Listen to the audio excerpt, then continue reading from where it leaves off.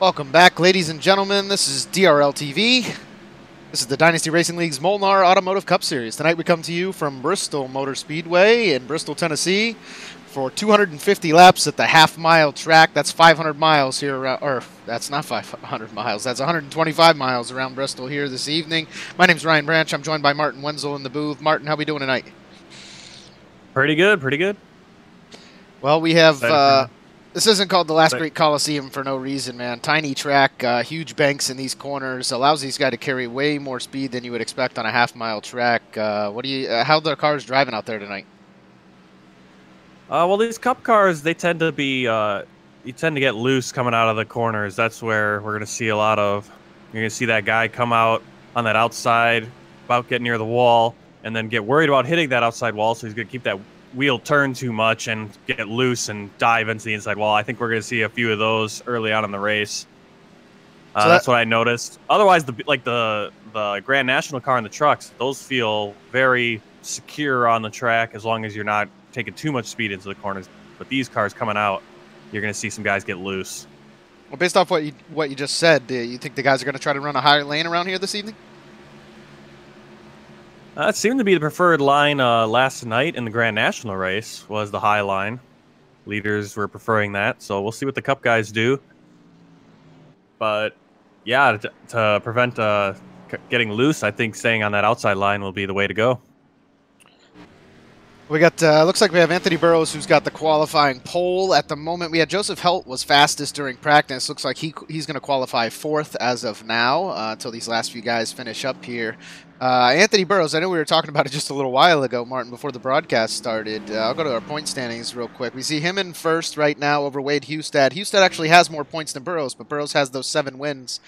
I was talking to you, 19 starts by Anthony Burrows already this season, and of those 19 starts, how many top 5s does he have, Martin? I believe I'm going to guess 19. 19 for 19 top 5s already this year. So Anthony Burrows dominated the Cup Series last year, barely lost in that last race, kind of not realizing where he was to Eric Wolf. He had a chance to end up taking the championship home and kind of threw it away at the very end of the season there. But Eric Wolf also very, very good this season. He's got himself 9 pole positions already. Doesn't look like he's going to be able to grab one here tonight, but those two are shaping up to have another, great race for a championship here. Well, I remember back, I believe it was Kansas last year, and that's the last time I can remember Anthony Burrows not finishing top 5. But this year, that blows me away that it's 19 for 19, because even last year he didn't always finish top 5. There were some times when, like Kansas, where him and Wolf were running 1-2 and they were racing and just got into each other, and he kind of got shoved back and then got caught up in a wreck and finished, I think, 17th. Right. And but this year, finishing top 5, 19, all 19 races, that takes a lot of, obviously running up front and separating and having 7 wins helps you along. But that's still another 12 races where you're finishing 2nd, 3rd, 4th, 5th, and you're avoiding any of those accidents and things that could cause you trouble and drop you further back. Just no fault of your own. Yeah, you would think at one point or another he would have gotten in an accident here or there, but unbelievable. He does look like he's going to hold on to that pole position this evening. Kind of a surprise in second there. Getty Buckner takes the 2nd position tonight. Yeah, I want to talk about that. It's like Getty Buckner, coming back out in the Cup car. He's been doing a lot of broadcasting over the last few months, and now is getting back just out racing. And he's racing tonight and last night at Bristol, and then he'll be up in the booth calling the race, or race control, tomorrow. Yeah, a couple different. He's been forced to drive in all of these series so far this year with his broadcasting obligations, I guess, if you will. He started out, I think, in this Cup Series, ended up moving over to the Grand National Series, and then he swapped the trucks when he started broadcasting with David Wellborn in that Grand National Series. And now we've given him a little bit of a break. He is back, and he will be racing in this Tuesday night series thanks to some scheduling conflicts and things like that. But awesome to see him come out and get a 2nd place start. See if he's able to hold on to that as this race gets underway. Everybody's gridding up now. Let's go ahead and pull Anthony Burrows in here and get a quick interview with him, see how he feels about his pole position tonight. 3. Anthony Burrows, you got a copy, buddy? Yeah, I got you guys. Hey, sorry to pull you out mid-conversation there, man. Another pole position for you here tonight. I think that's number 5 on the season. We were just talking about you. 19 races so far this season, 19 top 5s this season. Gonna go out and get another one tonight, man? Hope so. It's definitely a tough race for sure. Fast-paced, fast-paced track. Yeah, honestly, I think if I just make it to the end, I'm a pretty good shot at win this one. How old are you, Anthony? 16. 16 years old, out here 19 for 19 top 5s, man. It's a pleasure to watch you race, man, and we wish you the best of luck this evening. Go out there and get another one, buddy. Yeah, thank you. Oh, man. Well, to put that in perspective too, it's like that last year, the talent level of the Cup Series was not at the level it is now. I mean, we didn't have Wade Hustad, Chad Presnell, Eric Johnson. I'm just looking at the top, the top guys right here that I can see on my screen. Joseph Helt, Connor Lane was in and out, but we didn't have. I mean, Thomas half Harlan, of these guys in this top 10 in the standings right now weren't even around last season. So, I mean, we kind of expected his results last season, and this season, just mind-blowing what he's been able to do so far. Yeah, we figured he'd take a little bit of a dip. We figured, okay, maybe he's not going to be as dominant, and hasn't. I mean, he missed a few races there early on in the season. He missed a few races, and I was like, oh, is he not racing because the talent level's gotten better? And he's just, and no, he's come out and he's like, nope, I'm gonna keep dominating. I can race with these guys. We're gonna get this grid rolling real quick. We got about a lap and a half of this short track before we go green. So Anthony Burrows obviously starts in first. Hang on. Got to go back to the start here. Getty Buckner starts in second. Connor Lane in third. Joseph Helt starts fourth. Carl Dodson fifth. Eric Johnson in sixth position. Thomas Harmon seventh. Wade Hustad starts in eighth. John Theodore in ninth. Spencer Tart in 10th in a new paint scheme this evening. Got Dustin Musial in that 22 Bud Light car. He starts in 11th. Chad Presnell in 12th. Ryan Hesgard starts 13th. 14th goes to J.W. Miller. Chris Stouffer in 15th. Edward Birch Jr. in 16th. Got Salvatore De Janeiro in 17th position. Mike Springer starts 18th. Joshua Wakefield is going to start in 19th position. I don't know. My grid's messed up from there. I don't know why it's not showing more cars than that. We definitely have a little bit bigger field than that, but... Yeah, so De Janeiro, Aaron James, then Chris James, Caden Honeycutt, and they're going green. Quick start to this race, man. Short half-mile track. It doesn't take them long to get around here. In the official NASCAR races, they actually run the pace car. They run 2 pace cars for the first couple laps of pacing, and then 1 pace car pulls off, and that second field tightens up to the first field right before the race goes green. So hard to get all these guys lined up and get them tight before this thing gets underway. But Anthony Burrows out to a nice quick start. Getty Buckner not far behind him, Martin. No, Getty's taking that highlight. Oh, and hits that wall. Getty Buckner already tapping the wall there. Maybe a little bit nervous running up there next to Anthony Burrows, but he was taking that high line, as you were saying at the very beginning of this broadcast, Martin. Definitely not easy. I mean... Yeah, well, you got to take that high line, but you also got to not hit the wall, and it gets very tricky there, and you're coming out, and if you... Yeah, that's kind of... Getty Buckner after a great start down in pit lane already. Hopefully he just gets a few seconds of repairs. He can get back out here and maybe get a lap back. As we already have a caution, that's going to help Getty out a little bit. Yeah, he's gonna go down. He's already down a lap. He's going to go down a couple laps, but I think he'll be able to get that back over the course of these 250 laps. See where that caution came from. I see it looks like Chad Presnell's off the server, so... Yeah, Chad Presnell already getting out of his car, so let's see what happened. Look at Mr. Presnell here in the number 55. You see him on the low side here. He goes to the inside of Eric Johnson. At least he tried to. Car gets completely sideways. Yeah, he got loose. And he kept it out of everybody. And then at the last second, Joshua Wakefield taps him. He sends the 46. I think that's Richard Springer in the 46. Oh, no, that's Andrew Scheimer. Yeah, that's unfortunate. Caden Honeycutt also got collected.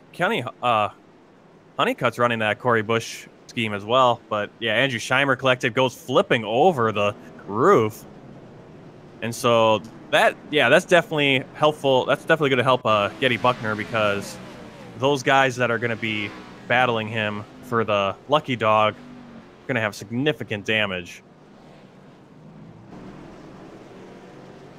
Let's Go back Yeah, and that's see if I can unfortunate. That see was that one more time. We're gonna try to get a look here at Caden Honeycutt. See what happens with him. He is he is running a Corey Bush scheme. I wonder. yeah. I don't know if that's a mess up with trading paints. He's definitely got different color numbers than John Theodore has, but he is running, it looks like, in the Corey Bush car. He barely touches Presnall there. Didn't get into him on purpose, but that did cause Presnall to turn a little bit, and then the 35 of Joshua Wakefield just plows him, and the 46 actually flips completely on his roof there. So unfortunate start to the race. That is kind of expected here at Bristol. We are going to get some stuff like that happens. I was not expecting that to be yeah, I wasn't expecting that to happen to a guy like Chad Presnall, but it is Bristol, man. You never know what's going to happen here. We got Caden Honeycutt's been in the pits now for 24 seconds. Cy Jackson had a 28-second pit stop. Hunter Johnson had a 29-second pit stop. Joshua Wakefield only in for 22 seconds, so I don't know if he's going to come back in and try to get a little bit more repairs, if he's just working the pace car. Andrew Scheimer, he's been in there for almost 2 minutes now, so definitely needs some repairs to that car after flipping it over like he did. Caden Honeycutt's back out on the track after a 35-second pit stop, and Getty Buckner back down for a little more repairs. Looks like that wall might have done a little more to Buckner than we thought. Yeah, I didn't think it. I thought it was just like a little. I mean, it was a pretty hard bang, but so these guys not aren't enough that. I think he's just getting all the repairs now. Get it now. Go down a few laps right now. You'll get it back as long as you can. You know, he's down what, 2 laps, 2 or 3 laps. He'll be able to get that back as long as he's. Yeah, because usually the guys that are going to go laps down later on are going to be because of the wrecks, and they don't get that lucky dog right away. So we'll see. But yeah, Caden Honeycutt's coming over and it's like, how do you get loose off? It's like, well, it wasn't really loose off; it was loose middle. Let's see. And that was just because he was really turning that wheel to the left to get underneath Eric Johnson, Chad Presnall. Yeah, he was just trying to get down on him. He probably gave the car a little too much brake with that wheel turned a little too far to the left. As well, yep. That's what'll happen. So these guys are tightening up. They are too wide now. We're gonna go green here in just a second. Wanted to pull Getty Buckner in and see if we could get a quick chat with him. I don't know if I want to interrupt him though. If this thing's about to go, I'm gonna let him go green. Yeah, we're gonna let him be for now, but hopefully he gets a little better restart this time. Now he's got some traffic to work through, and being 3 laps down, definitely, like you said, it's something you can get back, especially here at Bristol. You know, you stay out a time or two. I think most people pit right there, so you know, we have another quick caution. Getty can just stay out, get one of his laps back that way, and then maybe collect another one the same way in a little while, and then he might get a lucky dog here after a bit. So.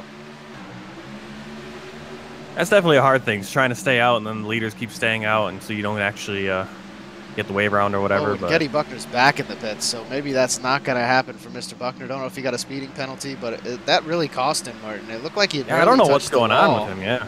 And he just keeps coming down pit road, so. Significant damage for...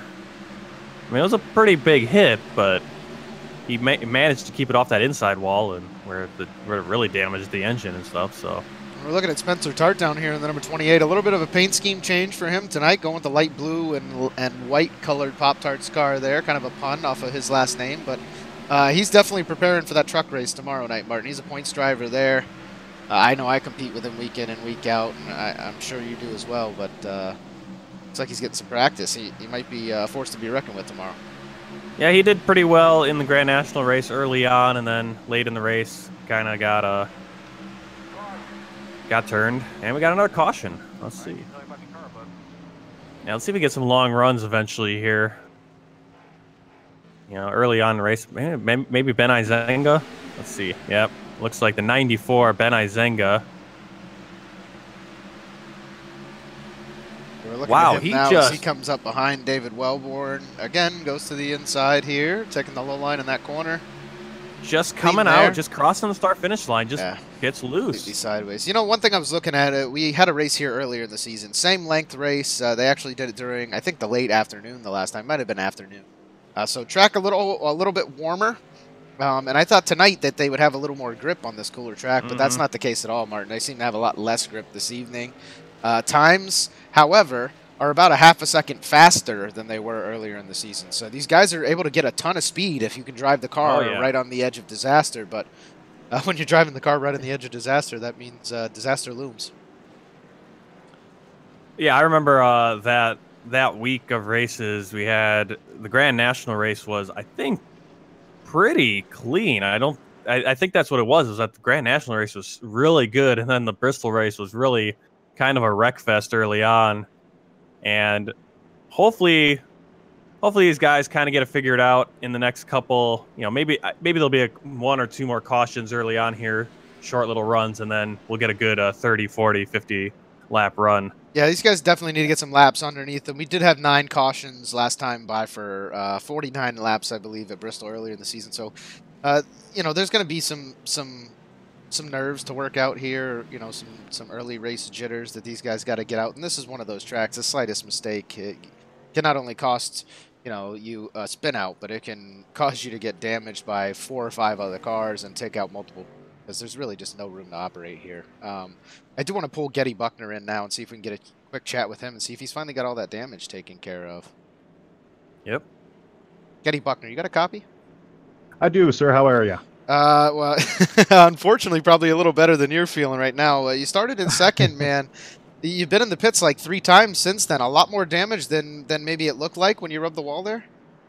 There was that, and then when I was trying to get off the track, after I made contact with the wall, I decided to, pull onto the apron and got caught speeding and stuff like that. So it's just been, I tried to get in that rhythm early on, and I just lost grip on the front, kind of unexpectedly, but it is what it is. I'll fight back, hopefully, and we'll see what we can do here. So it was a speeding penalty. I thought that might have been the case because you did come down for a pretty quick stop that last time. So, correct. Well, I mean, amazing start for you. We were excited, man. Stoked to see you up there starting in second. And you're not too many laps down. I mean, these guys seem to be pitting, relatively often. So maybe you can get a short pit stop or a short caution here, and those guys will go in. You can stay out and get a lap back, and maybe you'll be the lucky dog a little later in the race. We wish you the best of luck, man. Appreciate it, Ryan. Thank you.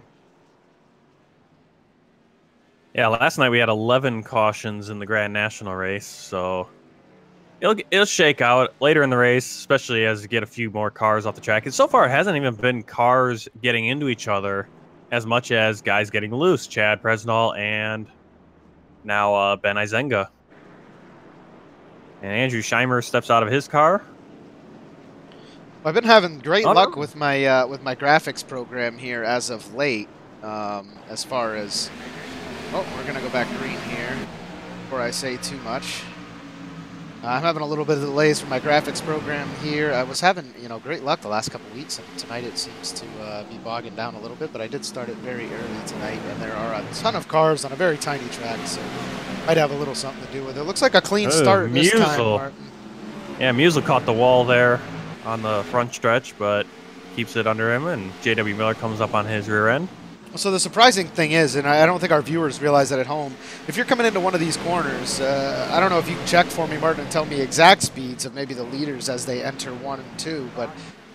another caution. Wow. The thing about it, people say at home, well, you can just hit the brakes. Why don't you just hit the brakes? Well, if you just hit the brakes, you literally go sliding up into the wall because you have to be in the gas on these cars in order to keep the tires pinned against this banking. If you're not in the gas, your car will either go straight sideways or it's just going to slide right up into the wall and drive like a dump truck. It's not as simple as, oh, I need to slow down. Let me hit the brakes. All right, so that the add caution was lap 22. Spencer Tarr coming across the line for lap 23, and he gets loose. Let me look at that again. Yeah, I'm pulling it up right now. He actually got a little nudge from Cy Jackson. He was slow, and Cy Jackson, J.W. Miller just blew past him, and Cy Jackson gets a little bit of his, clips him, and sends him into that inside wall on the front stretch. He comes back out, collects the 89, and then Getty Buckner gets involved in that, and Zenga, O'Leary, and the luck for Getty Buckner continues. Yeah, that's I shouldn't have pulled him in and talked to him at all. That sucks for Getty. Crunches up the front end just a little bit there. It looked like on the broadcast at least, Spencer Tart getting tapped in the back left by the 71 there. It looked like it might not have even really happened. It almost looked like netcode, like the 28 just snapped loose, but they were definitely riding very close to each other. Really close. 71 looked comfortable on the top line. I don't think that was, there was any intent there. He looked very comfortable up on the top of the track. He had the speed. It looked like Tart was just slow. He was, really, because Miller was blowing past him pretty easily. When I mentioned Dustin Musial hitting the wall, I feel like Tart was in front of them, and I don't know what happened to him. Where I'm gonna go back and look and see what brought Tart down so slow. Tart took a 48-second pit, so he's back out there trying to run now. Alec Martinez with a long pit, PJ O'Leary, Hunter Johnson. Caden Honeycutt comes down, but he was on quick, 12.88 seconds, so I don't know if he had a black flag to serve or if he just got a couple repairs real fast. John Theodore's back down pit road now for the second time, so... yeah, it looks like Spencer Tart just got stuck on that low line where he didn't want to be, and then at that point he kind of came up and, arcing that turn, and right into where Cy Jackson was coming out of the turn. Yeah, Cy Jackson's saying that he didn't even get any incidence points, and was letting off as well. So yeah, that's what I was. Like I said, it kind of almost looked like netcode on my screen there, but yeah, just pushed him with the air, you know. That'll happen, especially on a track as loose as this one is right now. Very cool track temps. What are we looking at for track temps down there tonight, Mark? Track temps currently, I'm not sure if it tells me the current, but only 86 degrees. Yeah, and that's down there with all that horsepower on this little bitty track running around and putting heat on the track. So, yeah, I would think it would be a little warmer, but I don't know. Because it's 83 degrees out, partly cloudy night.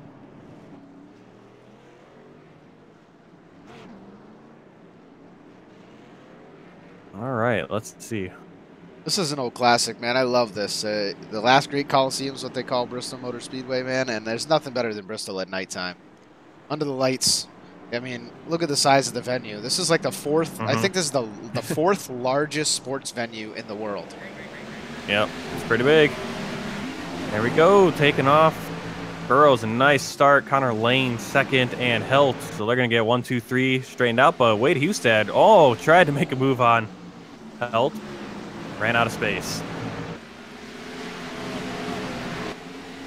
Martin, before we have another caution come out, we're going to go down to the track and crank up the noise for our viewers here and listen to these racetracks down here on this tiny track. Oh, yeah.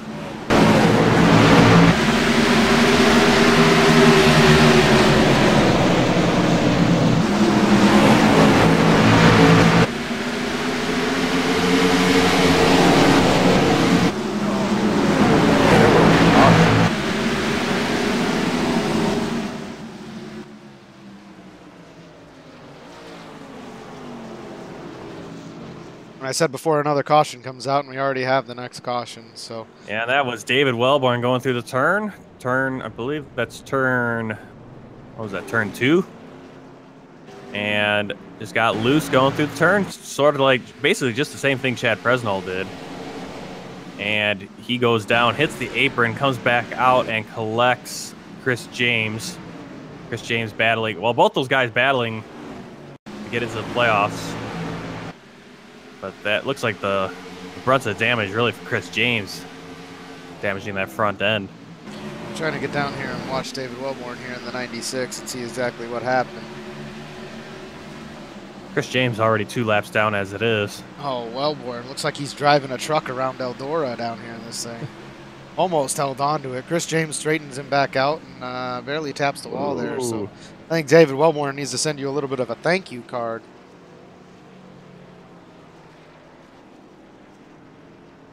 To Chris James for straightening him out and getting him back on the track. Because he was turning that thing left and right and just couldn't keep it straight. Yeah, I'm really hoping these guys get settled down and get into a rhythm, because we got some more guys pitting here. We are going to go to a quick commercial break. We'll be right back.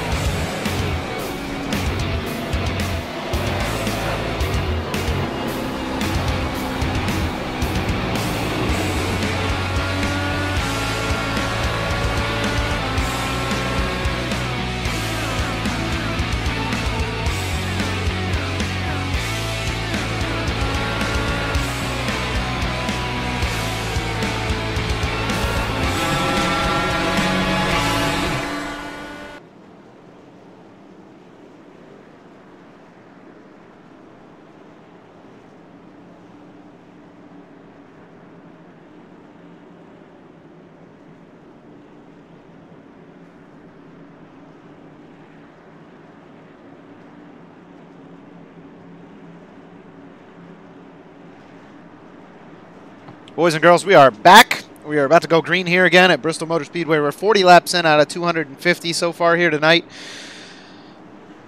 And we take the green flag. Anthony Burrows off to another quick start, followed just behind by the 27 of Connor Lane. And Joseph Helt, our fastest guy in practice, down there to the inside in the O2. Just behind him, you got Wade Hustad in the number 32. And surprise, surprise, Thomas Harmon in the number 68 car is up to 5th now. He started in the 7th position. He is now 5th. He was our winner. I believe he won last night's race in the Grand National Series here at Bristol. So,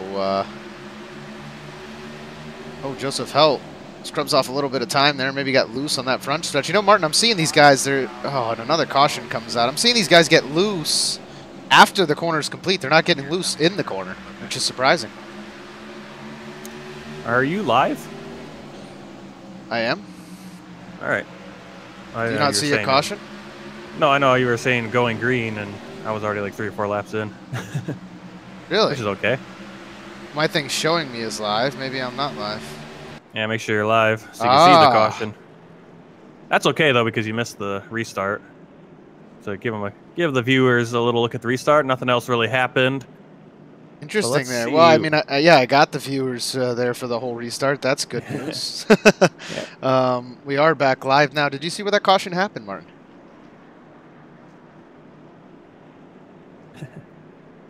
Yeah, right now they're talking about how this is just a terrible set for this car. Yeah, I mean, it's really not easy to drive. The car is so loose out there, and just trying to make passes and get around some of these other guys is not going to be easy. But again, I mean, we see, other than the strange wreck by Chad Presnell earlier, we see our normal offenders up here at the front. I mean, Connor Lane looks a little out of place. Other than that, all these guys are used to running in the top 5. You know what I mean? So the guys that are able to hold on to it, they put in the practice, and they can still drive the car no matter the set, you know? Yeah, this is lap 42 coming out of turn 4. Salvatore De Gennaro gets loose, crossing that finish line, start-finish line. And it's crazy, Martin. Like I said, it's happening on the straightaways. It's not even happening in the corners here. Again, with the the exception of Chad Presnell earlier. Well, Chad Presnell and David Wellborn, getting loose through the corner, but the rest of these guys so far are doing exactly what I was saying in the pre-race. Was that you're going to come out of that turn, and then immediately as you hit the straight, you're going to still be turning that wheel or something a little bit too much to stay off that wall because you see that wall coming up on you, and you turn that wheel just a little bit too much, and then you're going whoop inside. And that happens so many tracks like this. Like Iowa is another one where you see that wall coming in, you gotta kind of fight against the instinct to turn it left. Otherwise, you're going to go straight to the inside wall instead. Yeah, you really have to be smooth on those corners. When you start to get into that gas real heavy, you got to make sure the wheel's straight. And if you have to turn it back to the left, you have to let off the gas to do so. Because if you don't, that car's just going to come around on you. Mm-hmm. Definitely a touchy track to drive. I feel like maybe road course racers would have an okay time here just because of the nature of how sharp these corners are and when you can and cannot get into the gas in these cars. I mean, so much horsepower underneath those rear wheels that, like I said, at the end of the corner, you just hit that gas just a little bit too hard if your wheel's too far to the left. Good night. All right, so they are crossing into lap 48. Everyone's doubling up.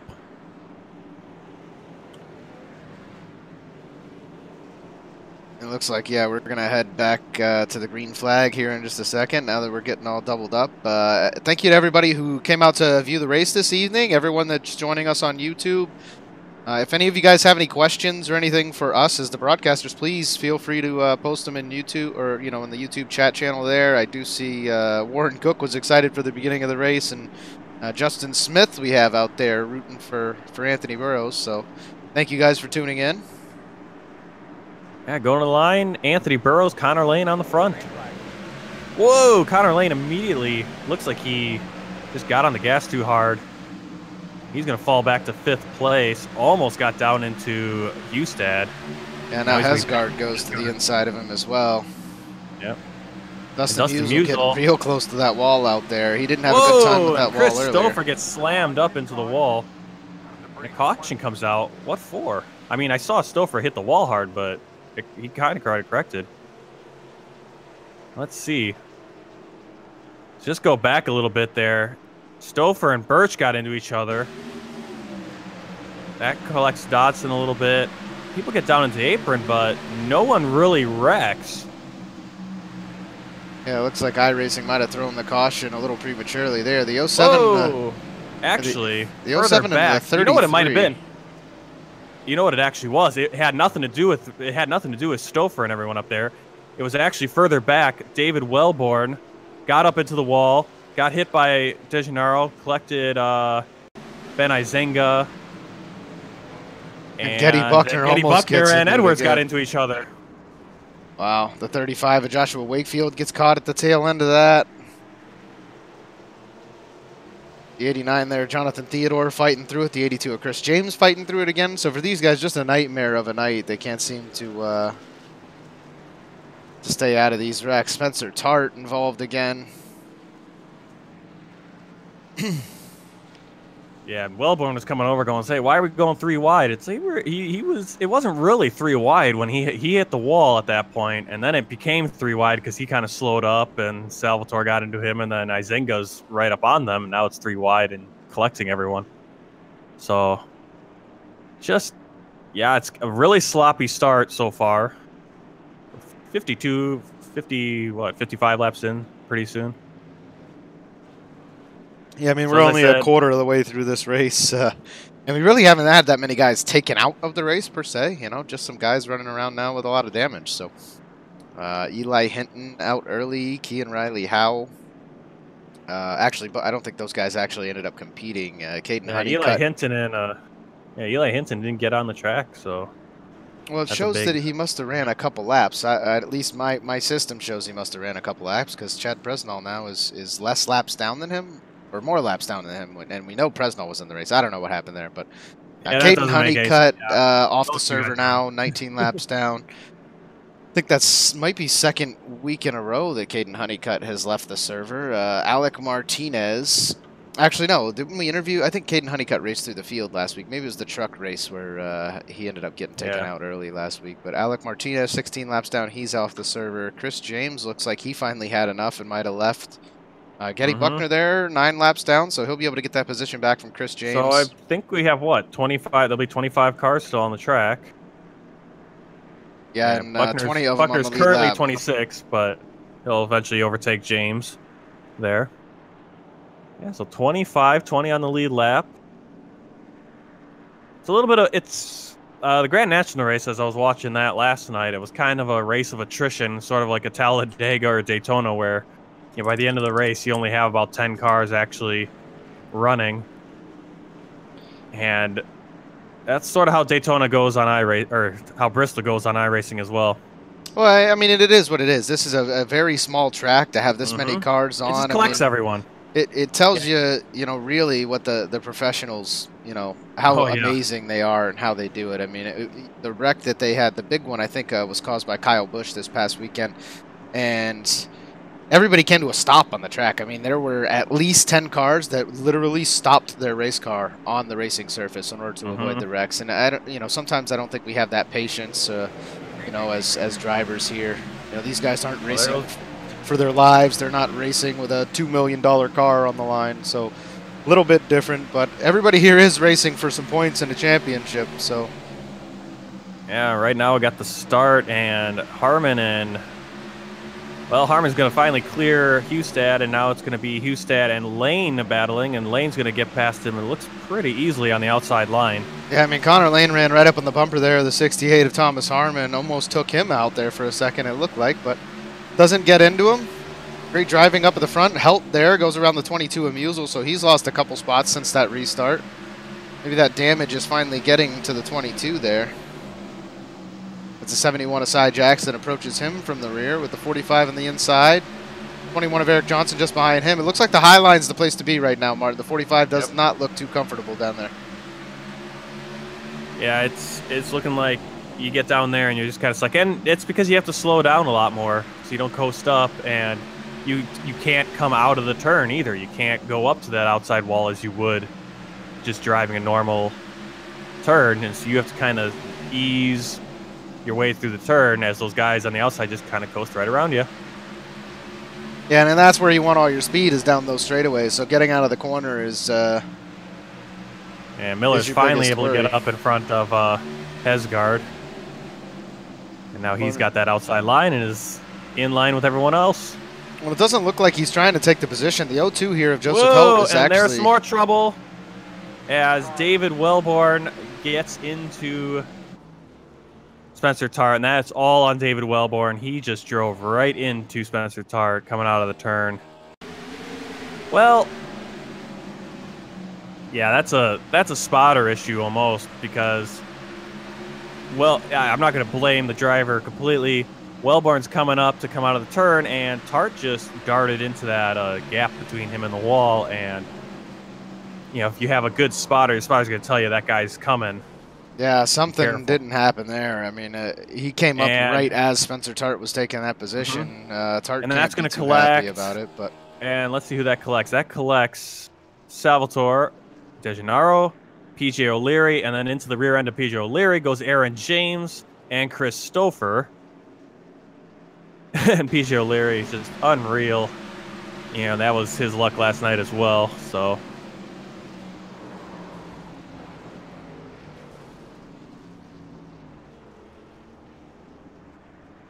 it looks like Chris Stouffer's the only one who made it out there with very little damage. So, but he pulled out. But he got out of his car. He's like, nope, I'm done. So I mean, do you blame him, Martin? That's probably about the 5th wreck he's been involved in already this evening. Some of these guys, yeah, it's like this is a race where you got a lot of points drivers already getting knocked out. Chris Stouffer, he's on the edge there too, just beyond the standings list. He's in 20th. He will get past Jordan Gonzalez and Brandon Dalton, and he'll get past Brandon Dalton and Jordan Gonzalez because both those guys are not racing. He'll get a little bit closer to Sam Niederhelm. David Wellborn. You know, it's all a battle to get to David Wellborn, really, in that 16th spot because everyone else is about 100 points in front of him. So I think, yeah, a guy like for Chris Stouffer, that's a big hit. But yeah, I mean, right now, without a victory under your belt, it looks like Wellborn is the place to catch at the moment. I mean, nobody really going to catch up to David Wright unless they get, have an awesome. They string together some awesome races here at the end of the season, and/or some of those other guys. Yeah, David Wright doesn't race. Yeah. You know, David Wright's not here tonight, and so he was here last night, so it's kind of interesting that he's not racing his points series, but that could just be scheduling conflicts. But I'm looking at guys like Chris James already out of his car. He's running 10th in points. John Theodore. Is Theodore still in his car? Let's see here. Theodore's still out there. He's 19th, last on the lead lap, but he comes roaring down pit lane, so I think he's going to get speeding. Came in pit lane pretty hot there just now. I think Wakefield's a lap down, Wakefield's still in his stall. Aaron James is probably done. Oh no, he's still out there. So there's a couple guys that I was figuring were already out of the cars, but they're actually not.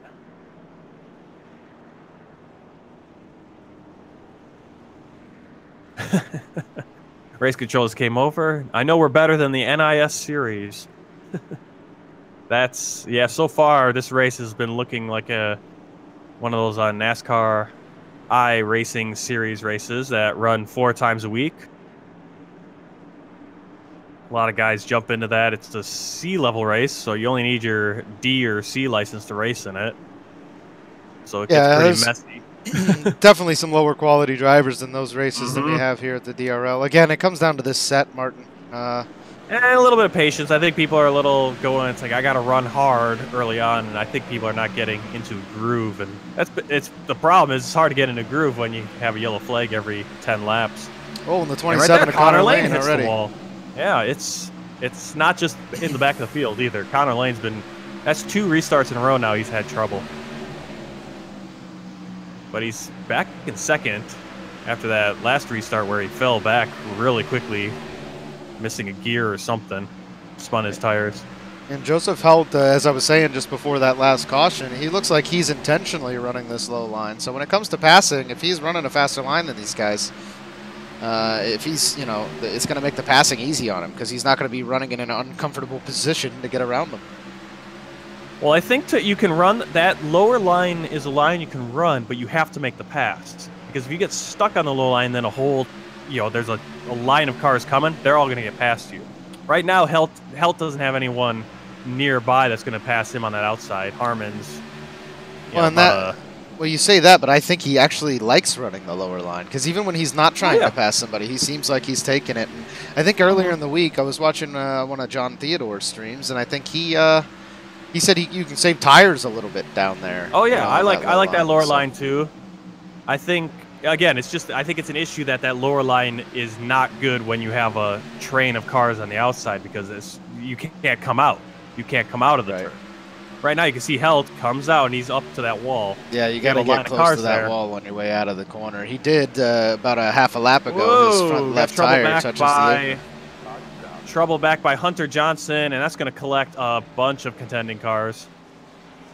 I saw that just as we were going around the corner. I could see a little bit of trouble. It looked like the first trouble was Hesgaard first went down. But looks like Birch went in a little hot, got off, and then Hunter Johnson gets into the wall, comes down. Birch collects Birch, and that catches Tart, Springer, Salvatore, and Ben Izenga again. So a couple more contending cars with heavy damage. Spencer Tart really upset about that. He's just, this is a joke coming over the radio. And yeah, it's been incredibly sloppy, and this is a race. This is looking like a race like Daytona, where a guy that you don't expect to win it could maybe win this race. Except for the fact that Burrows and Helt have been absolutely clean this entire race. Yeah, they've definitely been good, that's for sure. Staying out, all of them. Looks like we have Ryan Hesgaard stayed out, the 71 there. Sidarius Jackson stayed out, so that looks to be your new top 4. Anthony Burrows saying to himself, I'm not going to do anything to move back in this pack right now, at least not until everybody gets a few laps under their belt. Only 76 in here out of 250. Sidarius Jackson does come down pit road finally. Yeah, there, well, make sure you're live. Get live. I think he's coming out of pit road now, so you might be a little behind. But yeah, 1, 2, 3 right now on my screen is Burrows, Helt, and Hesgaard. And then Chris James is sandwiched in there, but he's laps down. He'll be falling back, I believe. Yeah, must have gotten all of his repairs and must have fairly fresh tires there on the 82 because he is staying out. And I was just going to say, if Cy Jackson was going to come back out in 5th, but he's in 10th, but he started 26th, and he's just been a guy, been avoiding the wrecks. He's been driving well. And this is a race, as I was saying, it's like a Daytona race where you're going to see a guy, I think a guy like Cy Jackson could finish top 5. And this reminds me, it just came into my head. My best finish in DRL is 4th place, and that's at Darlington, which was a very similar race to this, where it was just yellow, yellow, yellow cars. It was just a race of attrition. And by the end, I'm running 4th. And I remember the interview. It was like, oh, did you have any, were there any thoughts going through your head to stay out or take 2 tires so you could compete with those top 3 guys and maybe go for a win? And my response was, no, those top 3 guys are, they're really good. I'm out here just because I survived. And some of these guys, it's going to get to that point late in the race where they're just out there and they're going to finish top 5 because they kept their car clean. Man, I mean, sometimes that's all you got to do, Yeah. Well, Tater, our race controller, came over and said, it's like, I know we're better than the NIS race. And that's something that the NIS race is. It's like you go out, and one strategy is don't qualify in those NIS races and start in the back and just hang back for the first 225 laps and then race the last 25. Because if you survive something like that, you're going to finish top 10, top 5 guaranteed. And that's almost where we're at now in this race. And we're not even to lap 100. This is a long race if it keeps up at this pace. Anthony Burrows takes off. Joseph Helt and Hesgaard nose. And Connor Lane gets the pass on Hesgaard, keeps him down on that low line. He moves right into third with ease. It barely sneaks outside of the Whoa, two there. Hesgar gets a little loose in front of Harmon, but he'll keep it. But he looks a little bit slow, and so now Hustad's going to have to go on the outside to get around him. When one of those guys gets right up on your bumper, too, they just take the air off of that rear spoiler. There goes Musel. Musel got into Hustad, and is that going to bring out a yellow? It's not going to bring out a yellow as Musel comes and hits that inside wall. That's bad luck for him. Back around quick, gets back out on the track, and he's going to be able to come down and head to pit road. But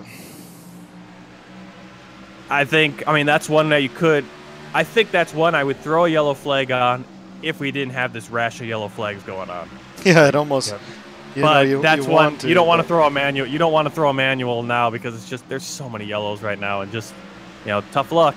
Yellow doesn't come out, you're just gonna have to survive. Well, it didn't really affect anybody else there. No, it didn't affect anyone else. It really only affected him, so no real need to bring it out. I mean, these guys do need to get some laps under them. Things going well so far here for the 27 of Connor Lane as he comes around Joseph Helt. Easily past his Helt.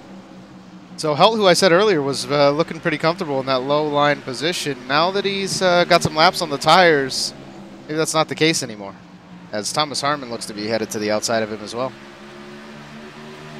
It sounded like there was a wreck. Yeah, 2 or 3 cars, and that collects Cy Jackson.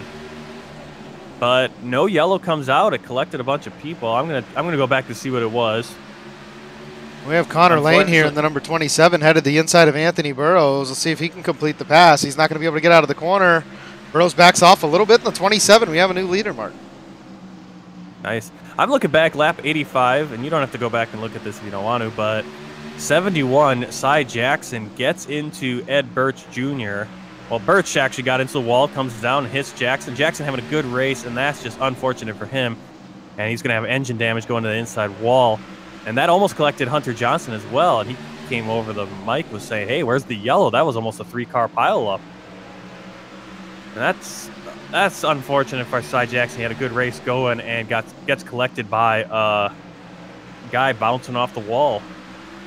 Carl Dotson here in the number 73, racing real close there to Ryan Hesgard. Those guys had a couple flare-ups last night in the Grand National Series, racing each other really hard. Maybe Hesgard getting into him one too many times that Dotson didn't appreciate, but seems like they are very similar drivers here. I mean, always around one another. They're keeping it clean right now. I think both of them know that ooh, there you go, get pretty close. Well, and as you see here, Dotson, like you were saying earlier, he can't race up out of that corner, so now he's getting a kind of a train of cars is just running around him. Well, that's what I was just about to say when that little wreck happened. Was that the same thing with Joseph Helt? He's running that low line. He likes that low line, but he can't get out of the turn if he's got cars coming up on him, and that's what's sort of happening. And so now looks like he's also decided to go to the high line now. Well, but Hustad's working that low line. Yeah, I mean, the 27 of Connor Lane after going around the 22 of Dustin Musel now is almost 1.5. Yeah. Where's he at? 1.5 seconds ahead of Anthony Burrows in second place. So Connor Lane currently putting on a clinic there in that credit 1, number 27. Wade Hustad goes inside of Burrows. Battling hard under Burrows, yeah, and I think he's gonna get it on this turn. No, well, you know what? He wants to clear. He wants to clear the 62 and then be able to run that line with some clean air in front of him, and like you said, be able to get up near that wall. And until he gets around him, he's not going to get that opportunity, and he's kind of just burning up his stuff right now. That right front tire is going to get real hot trying to make that corner. Well, it's slowing them both down too. That's why this is really good for Connor Lane. It's giving him, because those guys are battling. And it makes it hard for Hustad to get out. It makes it hard for Burrows to run exactly where he wants to run, because he got that car that at any moment Hustad could come up and make a miscalculation and come out of that turn in the wrong place. And the same thing basically with it looks like Hustad's going to back off now, and now Harmon's going to be the guy on the inside trying to survive. Yeah, again, he can't get up in front of the nose of the 0-2 there of Joseph Helt. Looks like Hustad's going to try it again, this time with a little help from Harmon, pushing from behind. Harmon does clear the 0-2 of Helt, but... So is Hustad going to back off here and try to get in? And the question is he going to have room to get in, or is Harmon going to close that gap? Fast little smoke on the track there. That's the 82 of Chris James dipping down into pit road. Spencer Tart has been on pit road now for a very long time. Looks like his night is practically over. See these guys coming up on the 71 here, Cy Jackson, who's running down in the apron. He's headed down to pit road. 22 of Dustin Musial still occasionally scraping the wall. So now they're catching up to some lap traffic here, Martin, and this is where stuff's going to get real interesting. Hustad looks like he's finally going to be able to clear the 62 of Anthony Burrows, but now he's got to find a way to make it around these next two cars. Yeah. If the 89 of John Theodore keeps going low, they're not really giving Hustad an avenue to pass, so he might have to take this 3 wide. Well, this is the issue that happened, and there it goes, 3 wide. Oh, wow. Wow. Wow, that's going to slow down Theodore, though, and Harmon gets into him. Yeah, that was a bit of a panic on everybody's part. These guys really have to just take their time and understand that there is 247 laps left in this race. So just be patient, let it take as long as it takes, and make your moves a little later in the race. I mean, Connor Lane's running away with the lead at this point. I understand Harmon wants to get around the 62 here of Burrows, but you got to do it smartly. Well, that was the issue last night that got Hesgard and Dodson kind of to blows, where that Dodson was hanging low, and there goes Musial into the wall. He's going to collect Thomas Harmon. That's going to collect Joseph Helt, and that's Hesgard, Harmon, Anthony Burrows, Helt. All of those guys were racing really well up there, and J.W. Miller. Dustin Musial just he can't hold on to the car up there near the wall. Tough break for those top few drivers, but I'm going to say, like, Musial, the person on the track right now who feels the worst is Dustin Musial right now. He feels terrible right now because when you're a lapped car, you don't want to do that. You don't want to take the leaders out. No, but at the same time, you do want to continue to run your line, and you don't want to just back down onto the apron and let everybody go around you. But you know, I don't know. He was doing all he could. He was doing all he could to just stay out of the way, and it's just then he gets up at but now he's in a place, he's very uncomfortable, and he gets into the wall. And when you make a mistake like that, you feel terrible because now you've taken out a bunch of cars. And look at one of these guys. Well, Burrow's coming down pit road, so that's why everything's kind of shuffling up right now on our standings. Connor Lane survives that. He was in front of it. Wade a little bit slower was pit stop there for Connor Lane, but doesn't really Joseph matter. Helt gets collected. Yeah, Joseph Helt. I'm curious about Joseph Helt because he kind of slammed into that. Thomas Harmon got collected. So those are two guys running right there. What were they? 3-4? Yeah, we got Helt down for 40 seconds. Harmon's going to get out. Yep. Anthony Harmon's going to beat for 30 seconds. Harmon 28 seconds there. So Harmon actually gets out ahead of Anthony Burrows. Joseph Helt with a 38-second pit stop is back on the track now. So I was going to say, why is Burrows down there? Well, Burrows was behind Harmon and Helt and got collected in that. He actually got turned by Hesgard, but there really wasn't anywhere in front of him for him to go either. So and all of those guys stacked up a little bit. I don't think anybody took a ton of damage. If anyone took more than anyone else, it had to be Joseph Helt with the brunt to that initial blow. He ran into it. He T-boned, who was it there? Thomas Harmon, so. Well, this is the race. Now, do you want to... back down pit road for additional repairs now. Now, what do you want to bet that Burrows doesn't finish top 5 in this race? I don't think I'm betting anything. I mean, he's out there in 6th still. He got some repairs. I don't know how much more he needs as he comes down pit road a second time to take another pit stop. Just making sure he doesn't go a lap down here.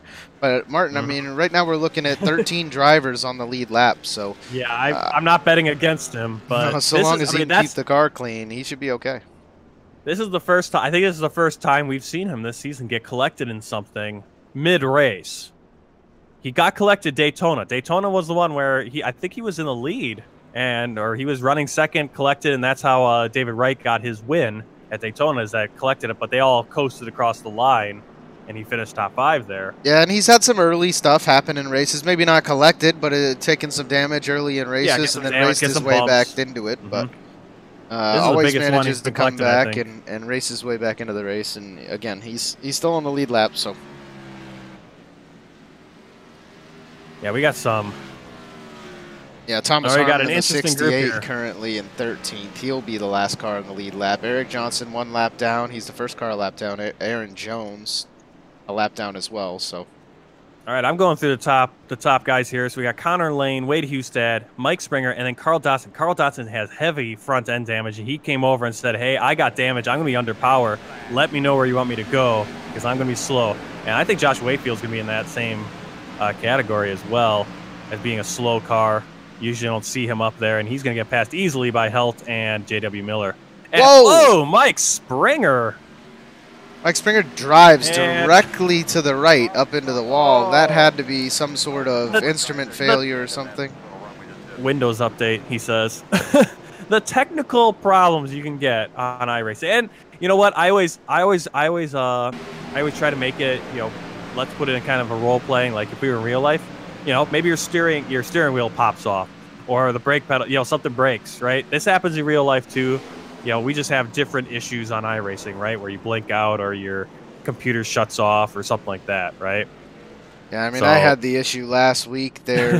Who was it running in first position? I'm trying to remember who it was now. He was running in first, and his, I think it was Jeremy Hebel, yeah, and his I don't know, his computer just froze up on him. He lost everything, couldn't see anything. I was running just behind him at full speed around a corner, had nowhere to go, and that was the end of my night. That's an unfortunate break for Joseph Helt, who had a very fast car all night here this evening. Collected in his second incident in a row, so Helt can't be too happy. Bumper's missing off the front of that car. He's going to have to come down and get some more repairs.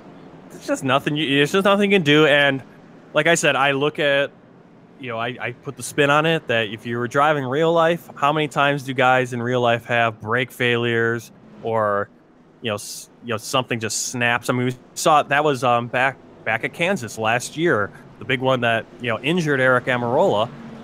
That was a massive brake failure. You know, things just flying out of Logano's car. Yeah, in the 22, and I think he collected Danica Patrick. He collects Danica Patrick, and Danica Patrick is pissed off. She's like, "What the heck are you doing?"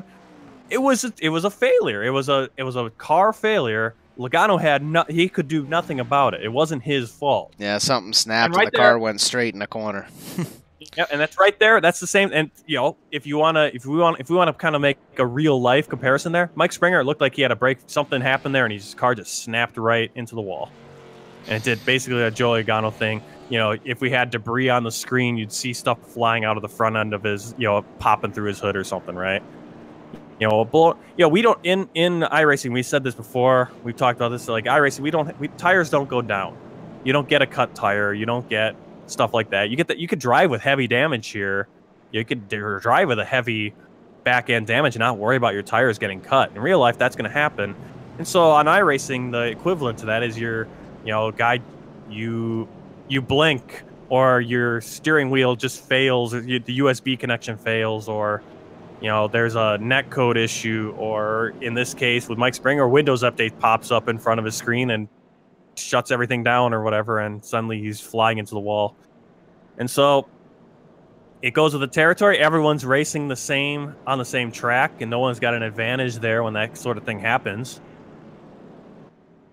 You know, unfortunately, that takes Mike Springer out and Joseph Helt as well, who are both running now at that point 3-4.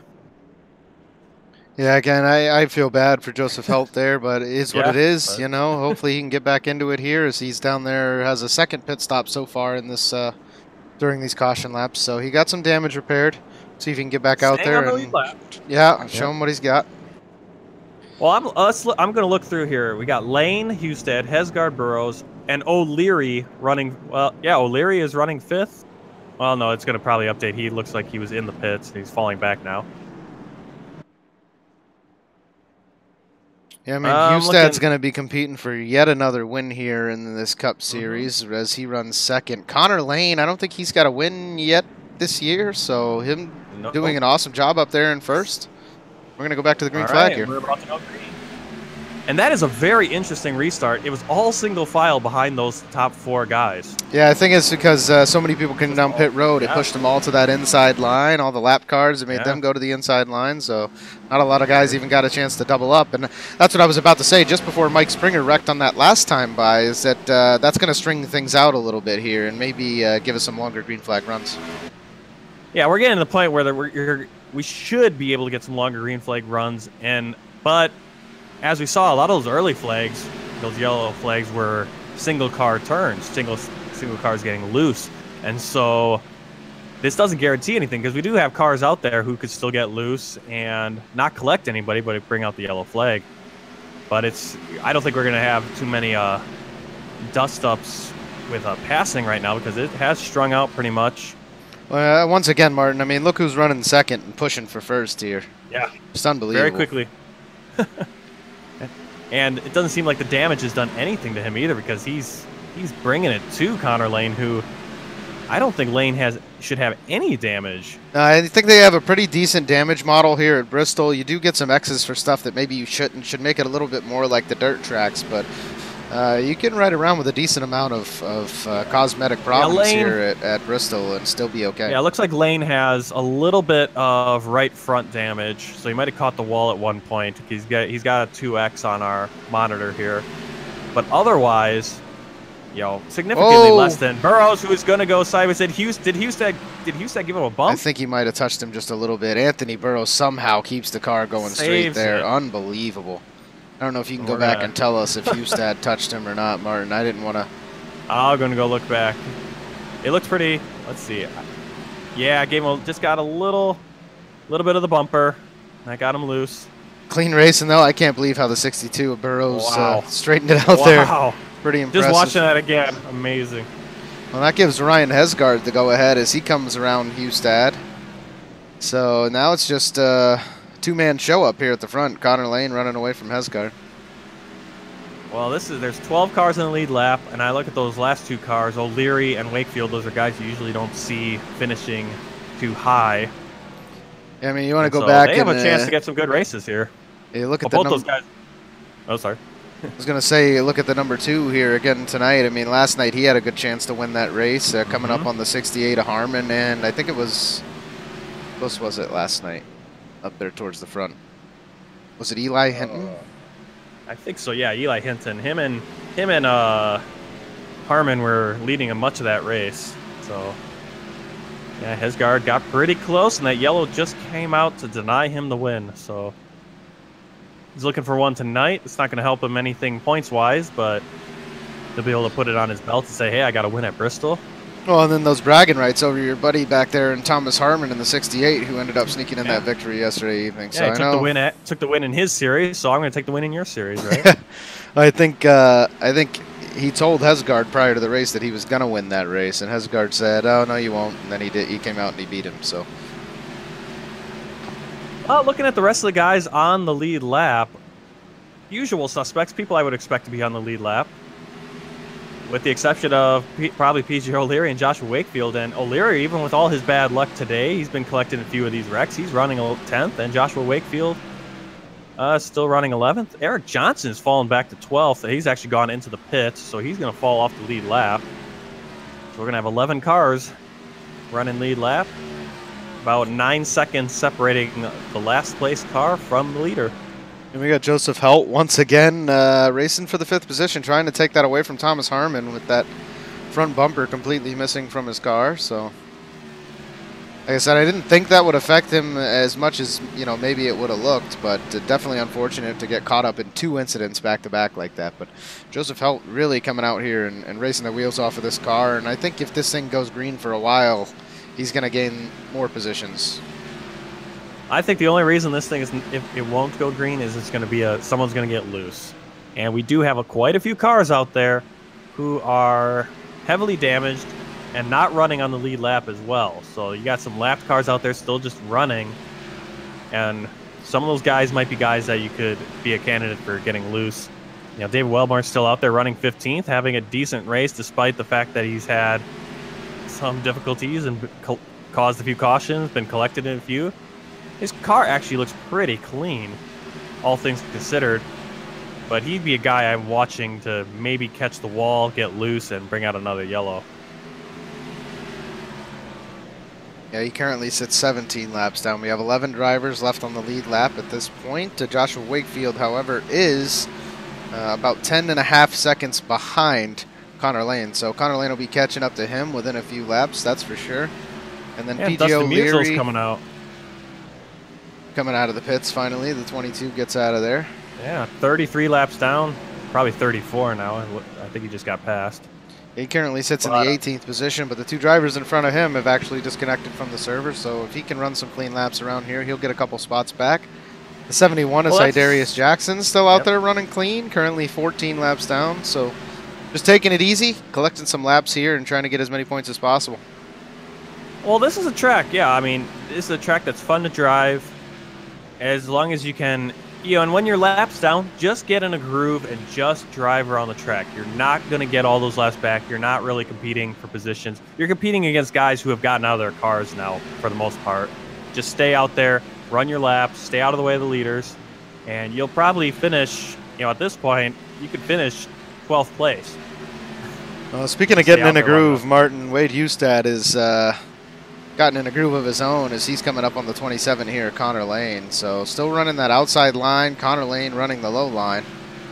As I said, that right front tire is going to wear down pretty quick down there on the bottom line, but that's where Connor looks comfortable. See if it works out for him over a long run.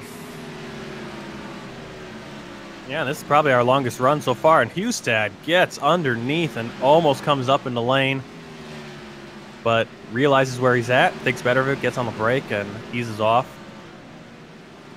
Well, after he's seen Lane running that lower line for a few laps now, so probably not wise to try to pass him on the inside, because if you do that now, you're putting him in an uncomfortable situation. So you're forcing him into a high line. You're 2 feet away from him, and he's not comfortable with running up there. So. Well, he was coming out of that turn, and to complete the pass, he would have had to come out and come towards the wall, and that would have collected Lane and brought out another caution, ruined both their races. So, you know, better judgment, just ride around here in second for now. Oh, sorry. Ride around in second for now. Yeah, we're 146 in out of 250, 104 laps to go here tonight. Yep. Connor Lane is still leading the race. Wade Hustad sits second. Ryan Hesgard in third. Fourth is Anthony Burrows. And Joseph Helt rounds out our top 5.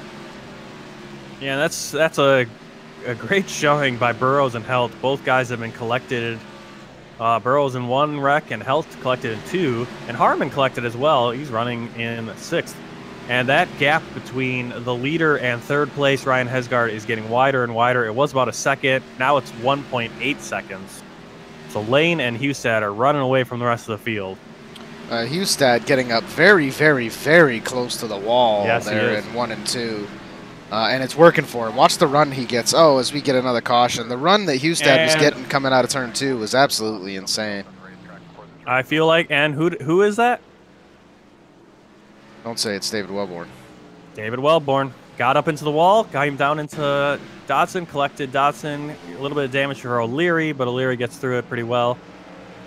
And, yep, I said the next yellow flag is probably going to be something like that. And lo and behold. Oh, barely touches the wall, and the 73 is just too close to him. Yeah, well, and that's what it is. I mean, if you're up there, you have to work. If you're on that outside line, you can't get into the wall. You drive where you need to drive, and you make that inside guy cause the wreck. Make the inside guy make the mistake. Don't you make the mistake, because you make the mistake, well, it's not the inside guy's fault. And then now you're going to bounce down into the inside guy, and you're going to make it a lot worse than it was. You know, if he messes up, he's going to push you into the wall a little bit. If you mess up, you're going to wreck out 2 or 3 people. So, well, and then it's his fault. It's the inside guy's fault then. But it's not the inside guy's fault when you go too far out on the outside and drive yourself into the wall. Well, that's what you got to do a little bit less rear view driving as well. You can't pay attention to what the guy behind you is doing. Drive your line. Drive your line, make him drive, make him drive to you. Because if you worry about him and you try to stay out of his way, you're going to run into the wall and then end up collecting ultimately anyway. It's BJ O'Leary up here in the number 80 car. Oh, he's second, so Hunter Johnson is going to collect him a lap lead here. So getting those bonus points, not bad there for the 98 Hunter Johnson. Yep, that's going to help him in the points stand. He's already locked into the playoffs currently. Was that Hunter Johnson, or I thought it was Mark Johnson, no? It looks like he's changed his name to Hunter, so. Alrighty then. Not sure. So maybe family-owned account or something and passed it to somebody, or yeah, who knows? No, not sure. Maybe it's just maybe it's a nickname. Maybe I think iRacing forces you, like your payment method or whatever on iRacing, it forces you to use your name of your payment method. Oh yeah, there's a number of people that I've seen who have. I mean, even last year, What was it? Nick Short. Early on last season, Nick Short was the name. It was the guy actually driving, but the account is Kim Short. But it definitely wasn't a Kim. Or it was a very manly sounding woman, which I've heard a few of those. I've heard a few of those on iRacing. Yeah, let's not throw out any names out there, but I've heard a few of them as well. Guys, they don't take while no we're gruff under either. while we're under caution here, we are going to take another quick commercial break. Me and Martin are going to take a quick break, run and use the restroom, and we'll be right back here live in just a minute.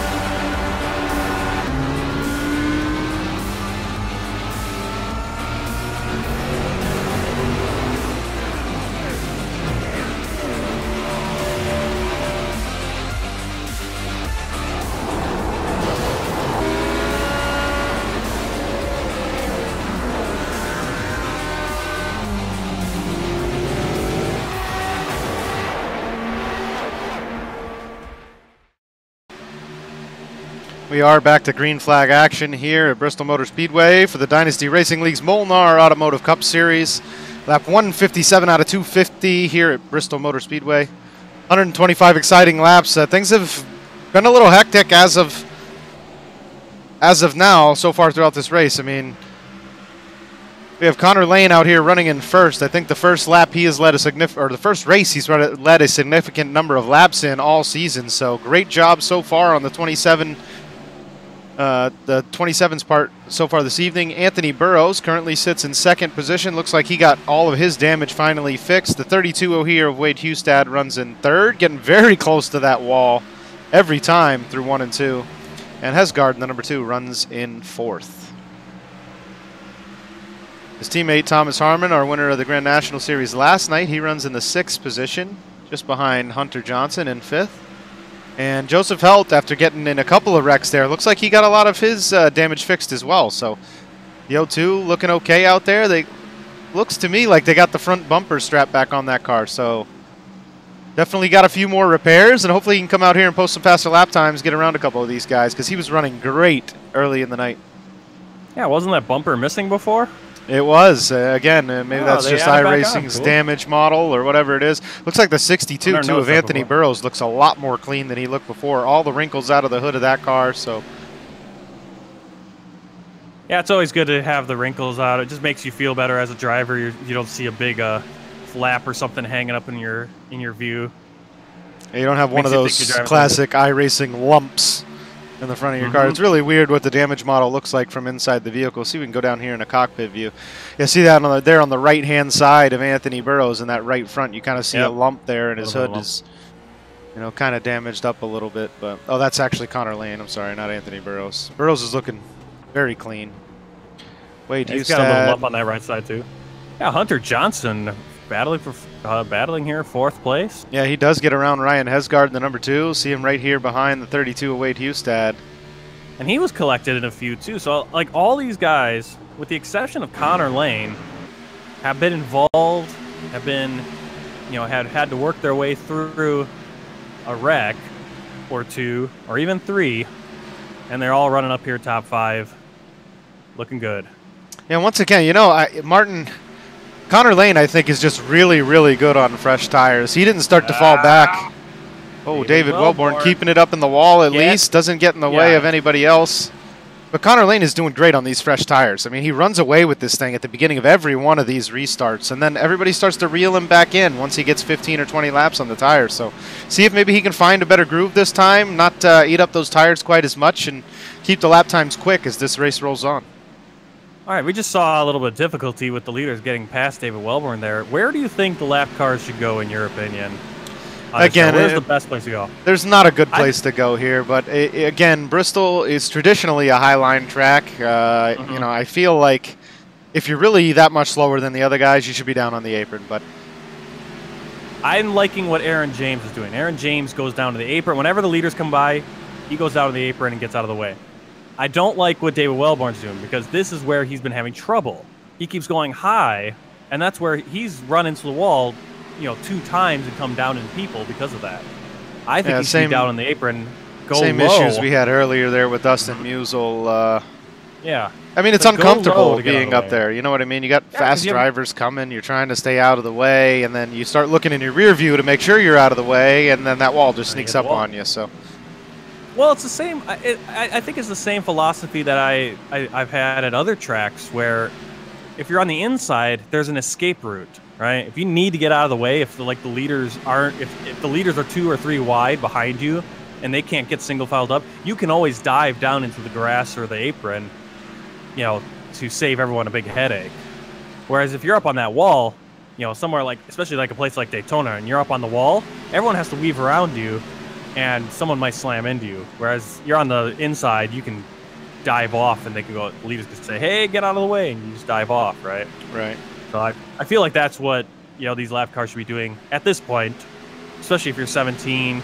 You know, if you're way, you know, almost all of our lap cars are, you know, except for Aaron James, who is in the lucky dog position. Everyone else is well out of it. They're not really racing for position. Well, the 71 is Darius Jackson. Looks like he might have disconnected. Oh, no, I see him back now. Maybe having some connection issues there. 27 of Connor Lane, getting a little bit loose. Hold on to that car there, Connor.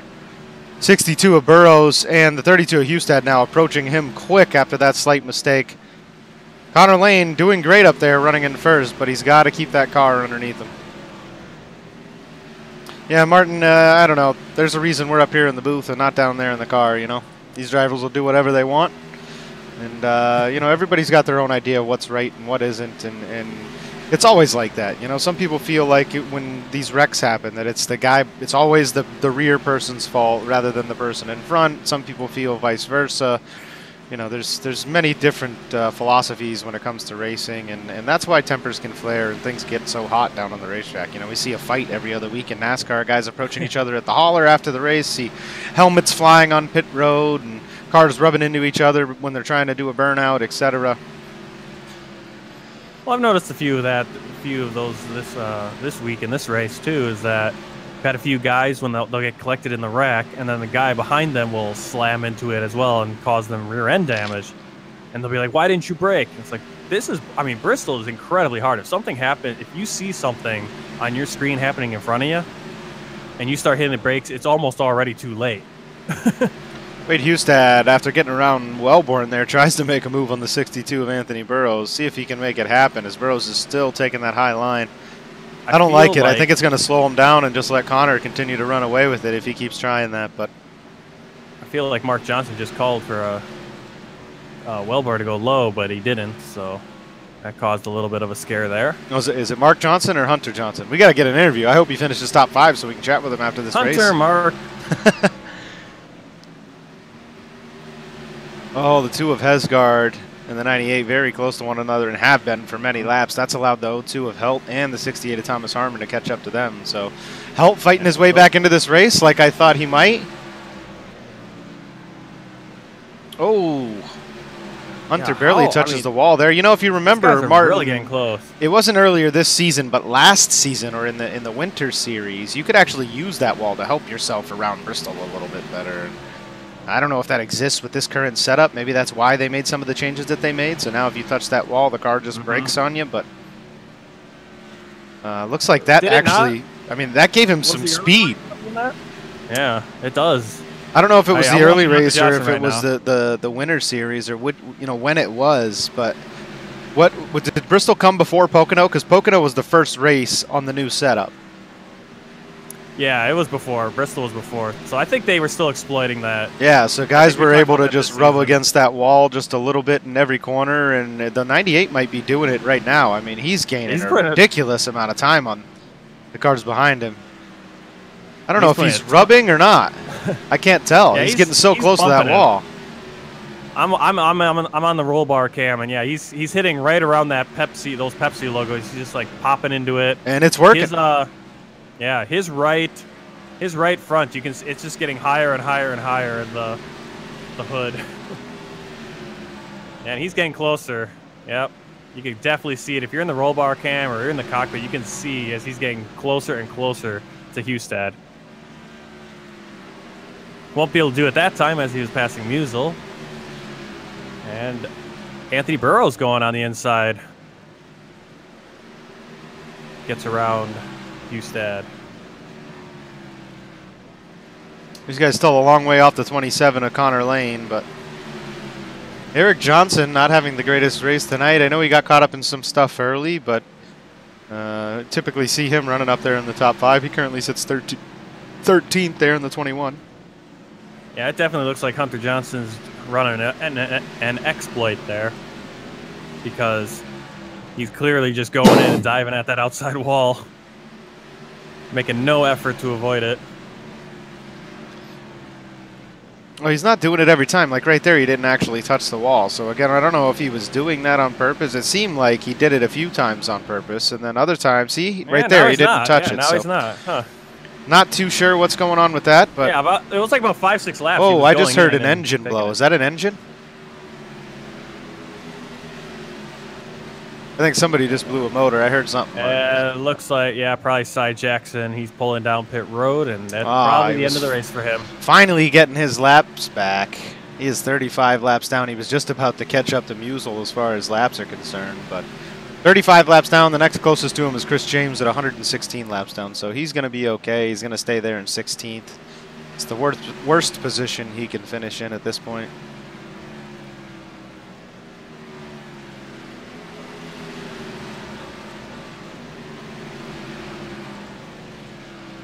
Guys, we're going to go down into, we're going to go down and look at the car of Wade Hustad here, and we're going to crank up the noise here for a few minutes. Let you guys hear what these things sound like in the Great Coliseum.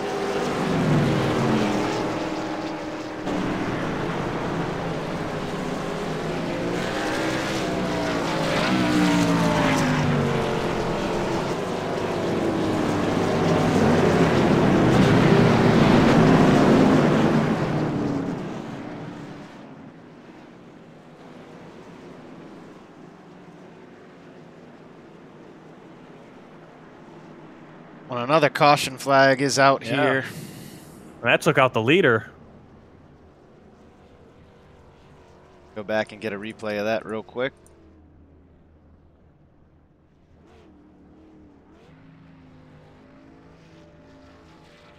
Yeah, Connor Lane was passing Carl Dodson, lapped car, kind of blinked, And so that probably caused issue with the spotter. But Connor Lane looked like he was coming up out of that turn, as you would, ignoring the fact that he hadn't cleared Dodson.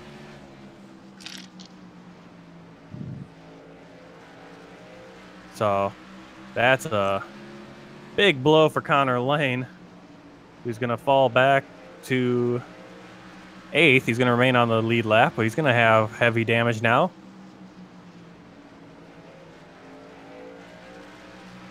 To the 27 approaching the 73 here from the back.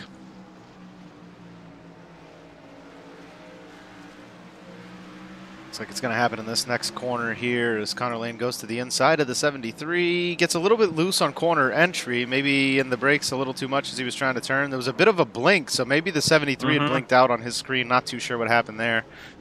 Connor Lane does take a decent amount of damage, but I think he'll be able to get the car repaired, get back out there on the track. And yeah, he's blinking now. He's having troubles. He's having internet troubles now where he's kind of blinking a little bit. So after having a pretty good race. Great race so far by Connor Lane. Yeah. Unfortunate for him. He's come back down the second time to get a few more repairs there on the 27. Blinking just a bit, but I think he should be able to stay on the lead lap here, Martin, and be able to continue this race. He currently sits 10th, the first car, or the last car on the lead lap. So Joshua Wakefield, the first car a lap down, he will be the next lucky dog if we have another caution here tonight. And we're 206 in out of 250. We're getting close, Martin. That first quarter of the race took us a little while as we had some early race jitters and, you know, just some regular Bristol racing here, but things have ironed out. These guys a little more comfortable with the car underneath him. And Connor Lane does get off a pit road there. 36-second pit stop for him, so he gets more repairs on the vehicle, and he will get back out on the track and stay on the lead lap. So going to be a little bit of shakeup right here at the end of this as you see Connor Lane's going to come around here. Let's go look at him. He's speeding around the track trying to catch up to the field here, and these guys are going to have to let him around him. All those cars that are a lap down are going to have to let him by. So actually, maybe not. Maybe he's going to stay right in. Maybe he just tucks in right behind the 73 here because he came out of the pits as late as he did.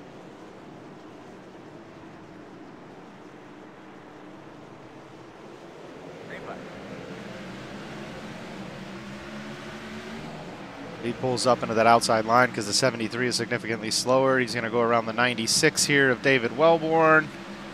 And the 35 of Joshua Wakefield.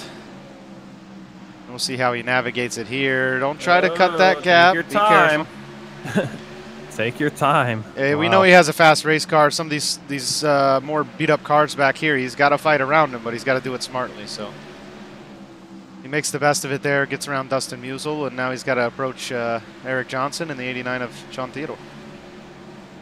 You know, Theodore, one of those guys, I saw him race a few times this week, and not only these Cup cars, but I think I saw him race in the trucks, and he raced a couple K&N races. They weren't at Bristol this week, but very consistent here at Bristol. So, oh, Connor Lane loose again, losing the car.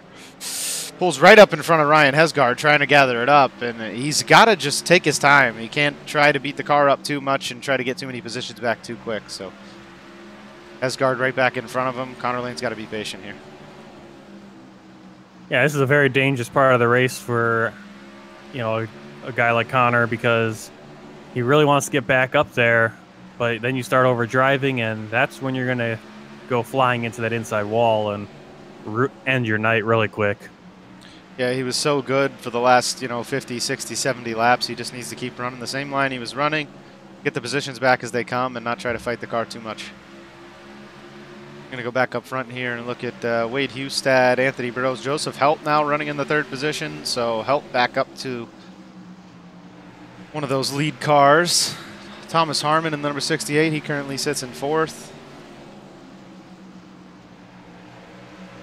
Well, it's just an odyssey for these guys, like I said, everyone up here, these top 10, it's like they all have just been in damage, wrecks and stuff, and they're still driving, they're still able to get the car around the track, and still on the lead lap.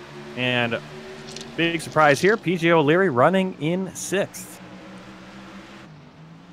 Yeah, he was involved in a couple himself, so very good job on his part. John Theodore, the guy I was just talking about a minute ago, right behind him in 7th position. Ryan Hesgaard runs in 8th, and Connor Lane, who we talked about at the beginning of this restart, currently sits in 9th. So, well, this is going to be a great finish for John Theodore if he can stay clean and not get wrecked out in the next, what is it, next 32 laps? Yeah, he started in the 9th position. He currently runs 7th. That's the highest he's been so far tonight. So, like I said, maybe not a top 5 car out there right now, but he's been consistent. He's been able to keep the car looking somewhat decent throughout the night. Got tangled up in an early one, but well, he's in front of everyone else that he's competing with points-wise right now. And that's all that matters. Hunter Johnson, Thomas Harmon, Wade Hustad, Anthony Burrows locked into the playoffs. Joseph Helt not in the points picture at this point, and John Theodore in 12th, and he's probably gonna have a good chance of getting. Well, I think he'll still hang around in 12th, but he's gonna gain significant positions on Musial and Chris James in front of him.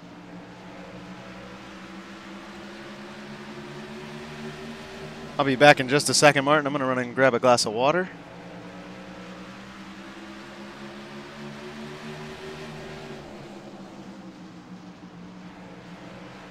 Connor Lane still eyeing up, trying to get past Ryan Hesgaard, but he's got to be patient.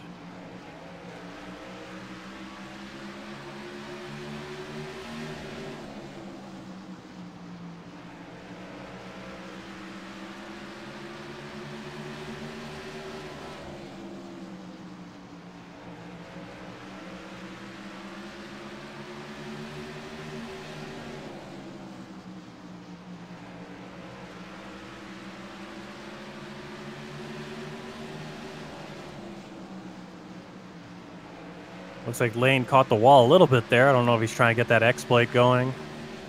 And PJ O'Leary loose out of turn 2. He's going to lose a couple positions. He's going to fall back to, it'll be 8th now, right in front of John Theodore. As Hesgaard and Connor Lane both eat the wall, trying to get that exploit going.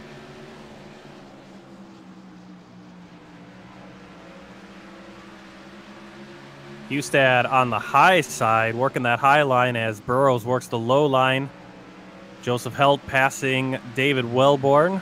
Left car, Wellborn staying high, and we've talked about it all day.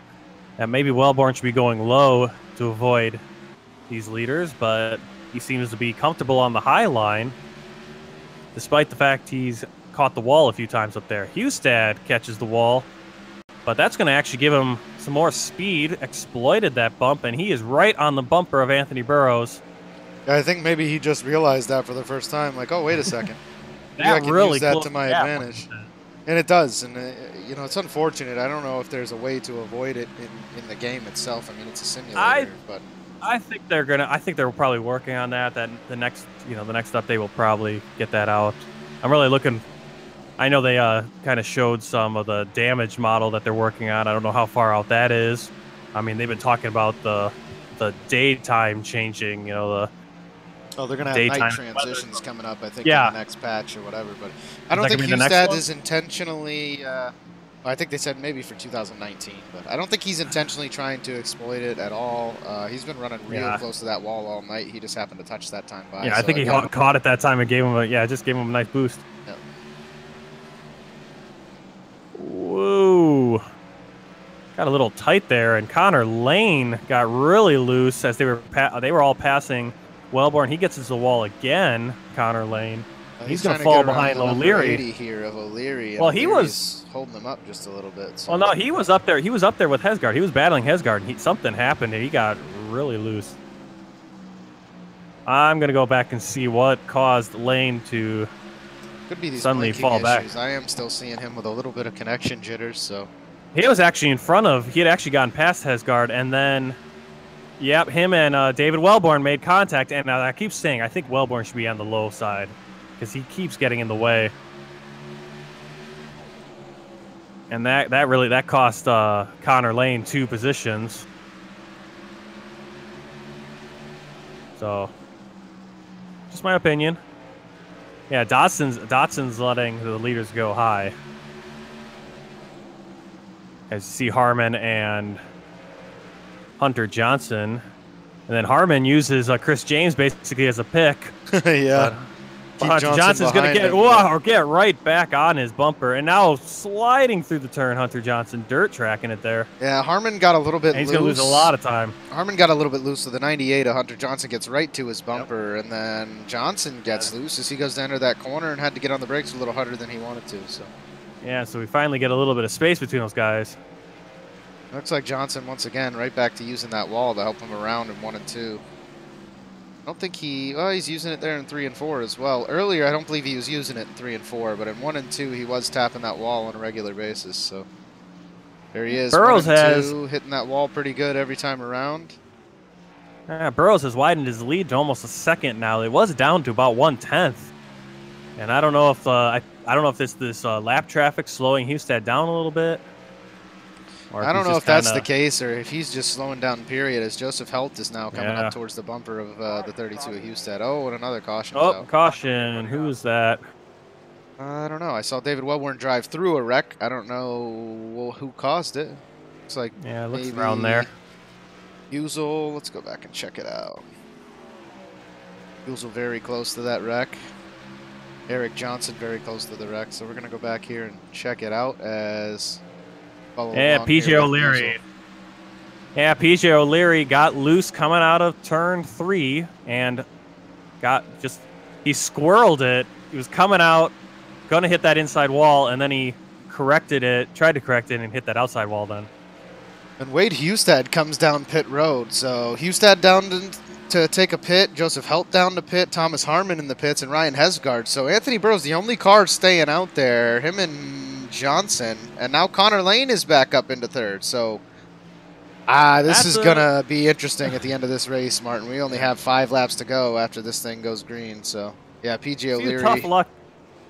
Yeah, a few tough luck finishes for some of these guys. Cy Jackson and PJ O'Leary having good races until they didn't. Yeah, just minor mistakes, but all right, yeah, this is going to be a shootout at the end. It's going to shuffle it up here. Burrow's still in the lead. Aaron James is going to have to fall back. Him and Chris James and Carl Dodson, they're all going to have to fall back. Hunter Johnson decides to come down and actually take his pit the second time around. So, I mean, Anthony Burrows, Connor Lane, John Theodore are in a rough position here. I mean, it's 5 laps to hold these guys off. Theodore advances to his highest position of the night so far. Connor Lane is back up to the front of the pack, well, second, after leading many laps so far here tonight. And I don't know how I feel about these guys racing right in front of Helt especially, and Wade Hustad there in 5th position without fresh tires. Anthony Burrows is going to have his work cut out for him. Well, I kind of mentioned Darlington earlier about how if you just can keep your car clean and finish, you'll have a good finish. Well, not next week, but 2 weeks from now, we're going to have Darlington. We're going to have the throwback race. And that race is, at least the way it went last year, was very similar to how this night's going, where very few cars are going to finish on that lead lap because people get loose coming out of that turn. And that's going to be an interesting one to watch. I'm still debating if I want to get in the car and try to repeat my 4th place finish. But yeah, this is going to be a shootout here. And next week we have Darlington, or 2 weeks from now we have Darlington. So 2 difficult tracks as far as, just being tight and very close quarters. But it should be a fun one at that throwback race to see all the cars, see what guys bring out for their paints. Yeah, I can't wait to see all the cool paint schemes we're gonna have out here next week. I've seen a few of them. People have already been revealing them in the screenshots section of our Discord. So a few of them look really cool. Martin, back to the task at hand here. This race is about to heat up big time, my friend. We're going to take the green flag here. Anthony Burrows off to a really fast jump. Connor Lane right on his tail. Joseph Helt behind him, and John Theodore Joseph Helt already gaining a position with those fresher tires. Boom, right around the 27 of Connor Lane. And I'm going to go ahead and throw this out there. This is Joseph Helt's race to lose at this point. Whoa, whoa, and there, Hunter Johnson forced his way through there, takes Connor Lane out and takes Hustad out of the race, and so it's now Joseph Helt's race. Hesgaard. Oh, the 89 there of John Theodore getting down to the wall, spinning around. Don't let the caution come out, and he gets plowed by the 35 of Joshua Wakefield. And that's it. Joseph Helt with another win. Like I said, I thought it was going to be his race to lose after that restart, but... And that's Hesgaard finishes second now, so he finishes third last night, second in this race. And I don't know if he was going to... I don't think he was going to get up to Joseph Helt, but Joseph Helt, after all... Joseph Helt, after all of that race, and that was an odyssey for him to finally get the win. Yeah, like I said, I mean, he was the fastest car in practice. He was really quick in practice, and he had no bumper. Yeah, he was good all night here tonight. He was missing the front bumper at one point. They got that strap back on, and he fought his way back into it. Again, I think, you know, and it's tough, as Anthony Burrows being the lead car there, knowing that you only have 5 to go, he makes the decision not to come down and take tires. And he prays that at least 5, 6, 7 guys stay out with him. Well, only 3 guys stayed out with him, and Joseph Helt capitalizes. Yeah, Hunter Johnson dove in there and made it 3 wide between Connor Lane and Hustad, and I thought that was the race right there. I thought it was going to wipe out that whole field, and he somehow snuck it through. Hustad got down to the apron. Lane went up into the wall, falls all the way back to 9th. And that's got to be frustrating. I mean, Connor Lane came over. It was incredibly frustrating. It's going to be frustrating for Lane. He led the most laps. He was up there most of the race, and then just had some bad luck the last. He did not lead the most laps. He did not lead the most. Anthony Burrows led the most laps. So we'll go through these unofficial results here real quick, guys. Joseph Helt with only 5 laps led. Like I said, he was the fastest in practice. He does come out and get that first place finish. Awesome race by him. Awesome finish there at the end. Hesgaard comes in second. Hunter Johnson, after leading a couple laps, comes in third. Oh, and Connor Lane just plows the 98 gives him a nice little bump of Hunter Johnson. So those guys, Connor Lane not too happy about the end of that race. Yeah, he was the slower car. He did stay out there with some old tires. Anyway, Anthony Burrows, after leading 129 laps, comes in 4th. Wade Hustad comes in the 5th position in the 32 there. Thomas Harmon comes in 6th. Joshua Wakefield, 7th. 8th goes to John That's a great Theodore. finish. 9th, Connor Lane. Yeah, let me just jump in there, though. Yeah, PJ O'Leary in 10th, but look at that, Wakefield in 7th place. That's got to be probably his highest finish all season. Yeah, very, very good by Joshua Wakefield. And he battled through some stuff tonight. I mean, he was collected in a lot of stuff there at the very end of the race. Who was it that was just right in front of him and he plowed him? Yeah. John Theodore. And then PJ O'Leary. Yeah, and then PJ O'Leary finishing 10th. I mean, he had a good race, and I thought, you know, he was able to manage to stay just 1 lap down and finish 10th, and then we had first car. As we go to 11th, we're already to a car who's a lap down. So only 10 cars finished on the lead lap there, but I think even the NASCAR race, I think O'Leary finished 14 cars on the lead lap. So 11th goes to Carl Dotson, 12th to Aaron James in the number 66, 13th Eric Johnson, 14th David Wellborn does come in 14th after running on a little bit slower car that was beat up early in the race. He keeps it out there and comes away with a 14th place finish. So good work by him. I mean, he's 16th in points. Can't complain after that finish. 15th goes to Dustin Musial. 16th to Cy Jackson after blowing his motor with 91 to go. Chris James comes in 17th. J.W. Miller in the 18th position. Mike Springer, after having a bit of a connection issue there, Windows update kind of ruining his night. He gets the 19th position. Salvatore Di Gennaro comes in 20th. Edward Birch Jr. gets to 21st position. Ben Izenga, I think that's how you pronounce it, comes in 22nd. 23rd goes to Spencer Tart. 24th, Christopher. 25th, Bill Edwards. 26th, Getty Buckner. 27th, Alec Martinez. Caden Honeycutt takes 28th. 29th goes to Andrew Schmeier, or Schmier. I don't know how to pronounce his last name. I do want to talk to him and find out how that's pronounced so I get it right. Yeah, and then Chad Presnell bringing up the rear of the field in 30th. That was our 30 cars today. Yeah, Chad Presnell out early on lap 3. Yeah, and ends up unfortunate finishing early end 30th. to his night. Tried to dive it into that corner. Maybe he wasn't super comfortable. Everybody, I mean, that, his wreck I can kind of see. You're out there. It's the first Oh, couple yeah, he just laps. got too So you're hot. just Yep. trying to get a hang of the car in racing conditions. Same thing with Getty Buckner hitting the wall there early in the race. You're really just trying to get used to it for the first couple laps. I mean, a lap around this track takes 14, 15 seconds. You're not in the car for very long, and you're getting to see the entire track during that time. So they were just trying to All right, get who do used to we- the vehicle when they made those couple mistakes. But Yep. I think we'll go All right, who down do we and go to first? yeah, I don't know. I want to talk to the top 15. I mean, this thing was just ridiculous tonight. Hell of Oh, a I race. know. It's like it's like you want to talk to Connor Lane. I mean, it's like there's all over the place. Yeah. So many guys. So let's see, who should we get? We'll grab Wade Hustad and pull him in here since he came in 5th.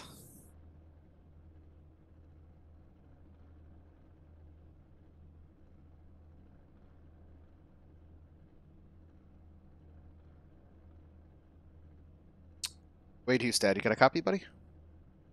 Yeah, I do, Ryan. No lap sled tonight, but you come away with a 5th place finish. Kind of a war zone out there tonight, eh? Holy cow, it definitely was towards the beginning of that race. It felt like we probably should have led a lap tonight, but we'll take what we got. I mean, we stayed out of trouble for the most part and almost got collected there at the end. But overall, a pretty good race. I'm not going to complain. Yeah, I mean, going into that last restart, you guys did come down and get tires. Let me ask you this. If you were Anthony Burrows in that situation, would you have stayed out? Yeah, I think I probably would have stayed out and seen how many other guys would have stayed out as well. But I knew talking to some other guys that they were going to head in for tires, and I felt like the majority were going to go in. So that's what we had to go with tonight. We got stuck down below with John Theodore. I think he had engine damage, so he was just a tad bit slow. So there's really no place to go on that restart, but it looks like old tires didn't really pay anybody favors there at the end. Yeah, you were headed to that inside, and I think it was turn 4 there. Almost lost the car, able to keep it underneath you, and still come away with a top 5. Man, you're looking pretty good heading into these playoffs. They're not too far away. How you feeling about the rest of the season? You think you got a shot here to take home a championship? Yeah, that's what we're hoping for. I think we're all here just to try to take home that big trophy at the end. It's definitely going to be hard fought.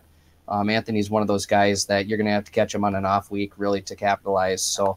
But with the amount of races that are in this chase, if we can have a couple good runs and if bad luck falls his way, I mean, it could make it really easy for us. But other than that, there's a ton of people that are contending for that championship. This is going to be a really hard battle for everybody. So just got to have good luck and keep those top 5 finishes rolling and hopefully collect a couple wins along the way. Well, I know you put in a lot of practice, man, every week. You and Chad Presnell both. He got taken out early tonight. Keep up that practice, and hopefully we'll see you back again next week. Sounds good, Ryan. That we're hoping to have a good run here. I think, are we off next week, if I'm not mistaken? Yeah, Yeah, 2 we weeks come from back to now we'll be at Darlington. Darlington. Yeah, Okay. I think next week is Labor Day, and then we come into Darlington after that. You got a nice paint lined up for the throwback week? Yeah, I think we're going to run Rusty Wallace's scheme from 93. So it's just the black and gold scheme, not the colors that are going down the side quarter panels. So that's what we're going to run. It should be a good race. I mean, that track's definitely fun for everybody that gets out there. So we look forward to seeing you guys and have a great break next week. All right, man. You want to shout out anybody before we let you go tonight? No, just you, Ryan, Martin, all the work you guys put in, DRL. Thank you guys week in, week out, which is probably a good thing. But other than that, I just want to thank S2R tonight. I joined in their chat late in the run there. We were kind of trying to strategize there. So I want to thank Ryan and Thomas Harmon. It definitely was a fun race with those guys tonight. Awesome, man. Have a wonderful evening. You too. Thank you. We're going to go ahead and get Anthony Burrows in here now. Where's Anthony Burrows at? There we go. He comes in the 4th position. Anthony Burrows, you got a copy? Yeah, I got you. Hey, so let's make it 20 for 20, man. Another top 5. Tough decision at the end. What were you thinking there, staying out? I was wanting to stay out just because I was expecting a caution right off the restart. But in that situation, they're always going to do the opposite of you. So I was kind of like, if I would have came down, I think everyone else would have stayed out. So I really didn't know what to do there. So I just decided to stay out and hope for a caution. Got it about a lap too late, but yeah, that race was fun overall. I mean, on the laps we had green, so Yeah, not too upset with fourth place at all. Yeah, we saw you spin in mid-race there. Almost called it, that we jinxed you. It was going to be 19 for 20, but able to get that damage repaired. Got another lucky caution shortly after and came down to get some more damage fixed. And you still come away with the top 5. Very impressive, man. How are you feeling? We're headed to the playoffs here pretty soon. How are you feeling about your championship possibilities again this year? I'm not sure. Definitely a lot of quick guys out there. Wade, Joseph Held, Eric Wolf, and all of them. Good tracks coming up for me in the playoffs, so hopefully I can maybe get a win or two. Yeah, it's gonna be completely different now that we're doing. I think we're doing like the real life playoffs, like the rounds and all that. That'll be interesting. I've never done one of those before, so yeah, hopefully we can come in with the championship. Well, we'll definitely be rooting you on, man. It's super impressive to see you come out and get 20 top 5s out of 20 races. Just mind-blowing to me, especially after, what you've gone through in a couple of these races. So, anybody you want to give a shout-out to this evening? Yeah, definitely shout out to Joseph for getting the win tonight. Drove a great race. Shout out to Connor. That was unfortunate. I haven't seen the replay yet, but I think he got into a lap car. I don't really know situation on that, but yeah, shout out to everyone who raced up front. Wade raced pretty clean. Yeah, good racing all around tonight. Thanks for you guys putting on the broadcast as always, and James and everyone for putting on this league. Awesome, man. Well, we will see you back again, hopefully at Darlington in a nice throwback scheme. Yeah, thank you guys. Have a good one. That was Anthony Burrows, our 4th place finisher. We're not going to go and grab... we're going to find out. Is this Hunter Johnson, Mark Johnson? We're that out here. Maybe. I don't see him on here, Martin. See Mark Johnson? I got him down here. He's there you go. He's a Speed with Attitude Motorsports. All right, Hunter Johnson, Mark Johnson. Which is it? Depends what you want to call me. You can call me either one. I'm used to both. Okay, so it must be a middle name or a nickname or something like that. We just noticed it swapped mid-race, and we were a little confused. And I know there's like payment methods and thing on iRacing. They make you swap your name or whatever. So Yeah, Hunter's my actual name, but I've had Mark since I started iRacing 2 years ago. It just kind of stayed. So all my teammates and everybody I've raced with, they just know me as Mark, and I just leave it be. I figured, since this is a league, I'll go ahead and just change my name to what it normally would be. I would change it legally, but I kind of already have like 2 other accounts that have the name, and I don't want to be like Hunter Johnson 3 or 4, so I'll just leave it. I gotcha. Hey, it looked like mid-race, you started maybe using an exploit, touching that wall and coming down off of it a little bit. And we know it exists, and it was used very effectively by many guys earlier in the season. Were you doing that on purpose, or? Part of me was at the end, but during the beginning, I just kept getting tight because I had so much damage. It pushed up in the wall a couple times, and once it kind of kept bouncing off, it just kind of got my groove there. And every time I got up into the corner with a nice smooth groove, it just tapped it, and it just helped me. But after I hit it the first time, I was just like, oh, God, here we go. And just kept slowly hitting it. And I was like, well, it's starting to help. I just never changed my line since. Yeah, I think you were running just in front of Ryan Hesgard at the point when you very first started doing it. And then as soon as you started, you were running right in front of him and a couple other guys. And as soon as you started doing it, you just put a gap on him. And that's when me and Martin started questioning and wondering what was going on. And I know a couple of the other guys were using it there for a little while at certain points during the race. And it seemed like it was helping quite a bit, but the front right was taking a little bit more damage than maybe you would have liked. Yeah, it was taking a little bit, but I mean, to be fair, it really wasn't given that much. I was barely hitting it. I think only gave me like 0.1 every time I hit it. I had 6 seconds after the last caution we've had before I started using it, and didn't think it was that bad. I was just like, oh, well, I figured honestly I was gonna have more than 20 plus seconds because of how hard I was hitting it. But it really didn't hit hard, and I know I seen Houston use it I think once or twice there in a longer run. I was watching. And I was getting excited there at the end. I thought I had a shot at winning it, chasing them down. But, I mean, I'm still happy with the top 3. Yeah, definitely very close. You came in and got tires, unlike those top few guys ended up doing. So, great race, man. Congratulations on the 3rd place finish. I know you're super excited about that finish. That's awesome for you. How are you feeling about the playoffs coming up here soon? I'm excited. I'm kind of glad I have my early win because I don't think I would make it without that. But I'm feeling confident in the playoffs. Just try to learn, see how these guys run. And I'll try to get quicker. Hopefully, get a win maybe, and hopefully I can make the final four. If I can, I think I might have a shot. But I doubt I can get a final four with these guys. Confident with Homestead, then, I assume. So you start 28th tonight. You come away with third. You want to give a shout out to anyone before we let you go tonight? Oh yeah, give a shout out to my Speed with Attitude teammates, my family, my friends. I would like to thank y'all in the booth here because y'all do such a great job. I always listen, like I always say. I always come in here, always listen to y'all during the race, so I can tell when y'all are talking about me or any of my teammates. I'd just like to thank everybody in the league, all the drivers for doing such a good job this whole season so far, and just looking for the next one. Awesome, man. Well, we'll see you back at Darlington in a couple weeks. Have a great night. Yes, sir. Thank you. You too. Martin, you're going to have to put him back where he came from because I don't know where he came from, and I'm going to go grab Ryan Hesgard. He comes in second place tonight. I'm going to pull him in here. Still around. There he is. Ryan Hesgard, you got a copy? Yeah, go ahead.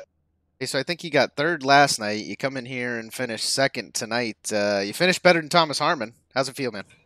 Yeah, that was the main goal tonight, was to prevent him from getting any sort of sweep. Felt like I think he stole one last night because that race goes green, and I think I got that. No, man, it feels good. First, I think it's like my third, fourth race in the Cup car, so to come away with second, that's quite the accomplishment for me.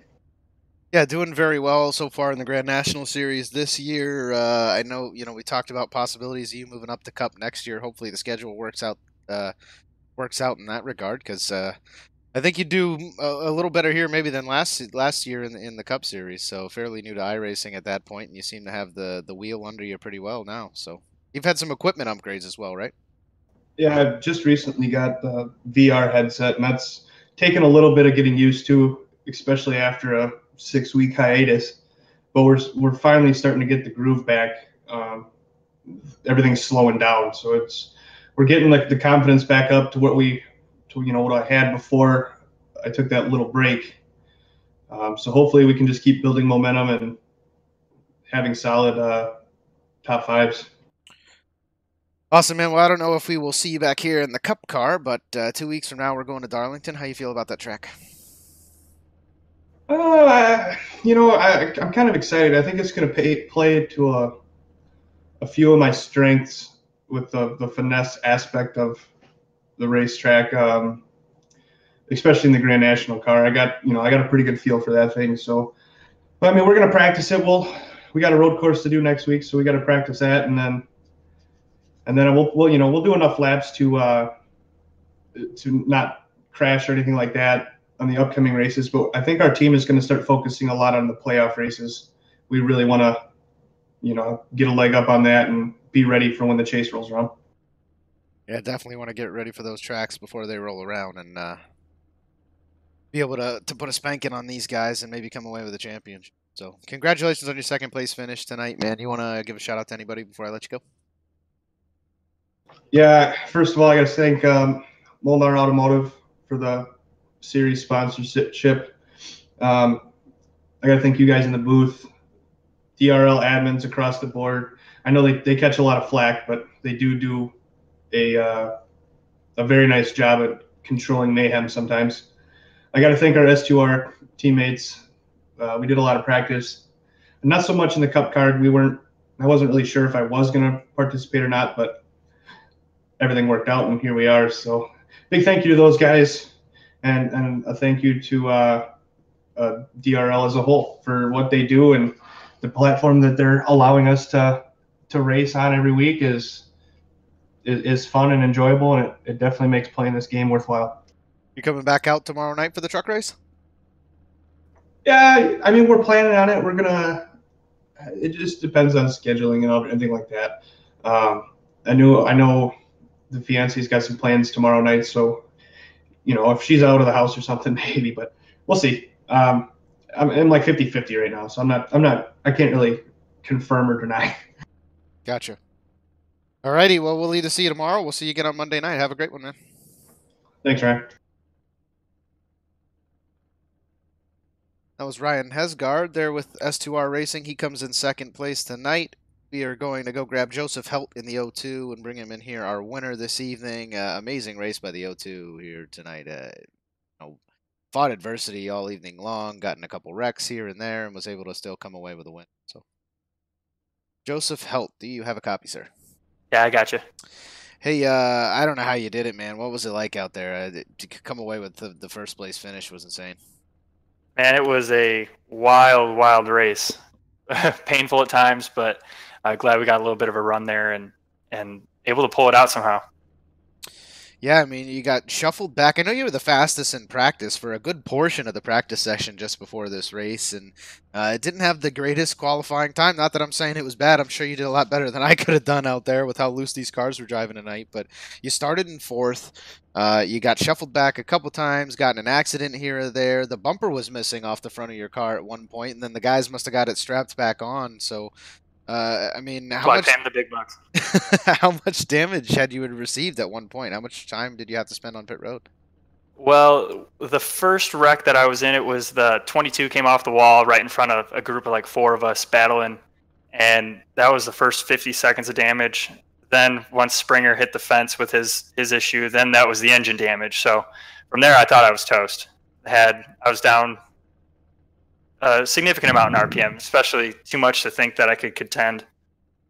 It just goes to show how little that damage matters at a track like Bristol. It's all about driving the line and getting in and out of the brakes and hitting your timings just right. And you're able to make it happen. You make the wise decision to come down and get tires there at the end. How are you?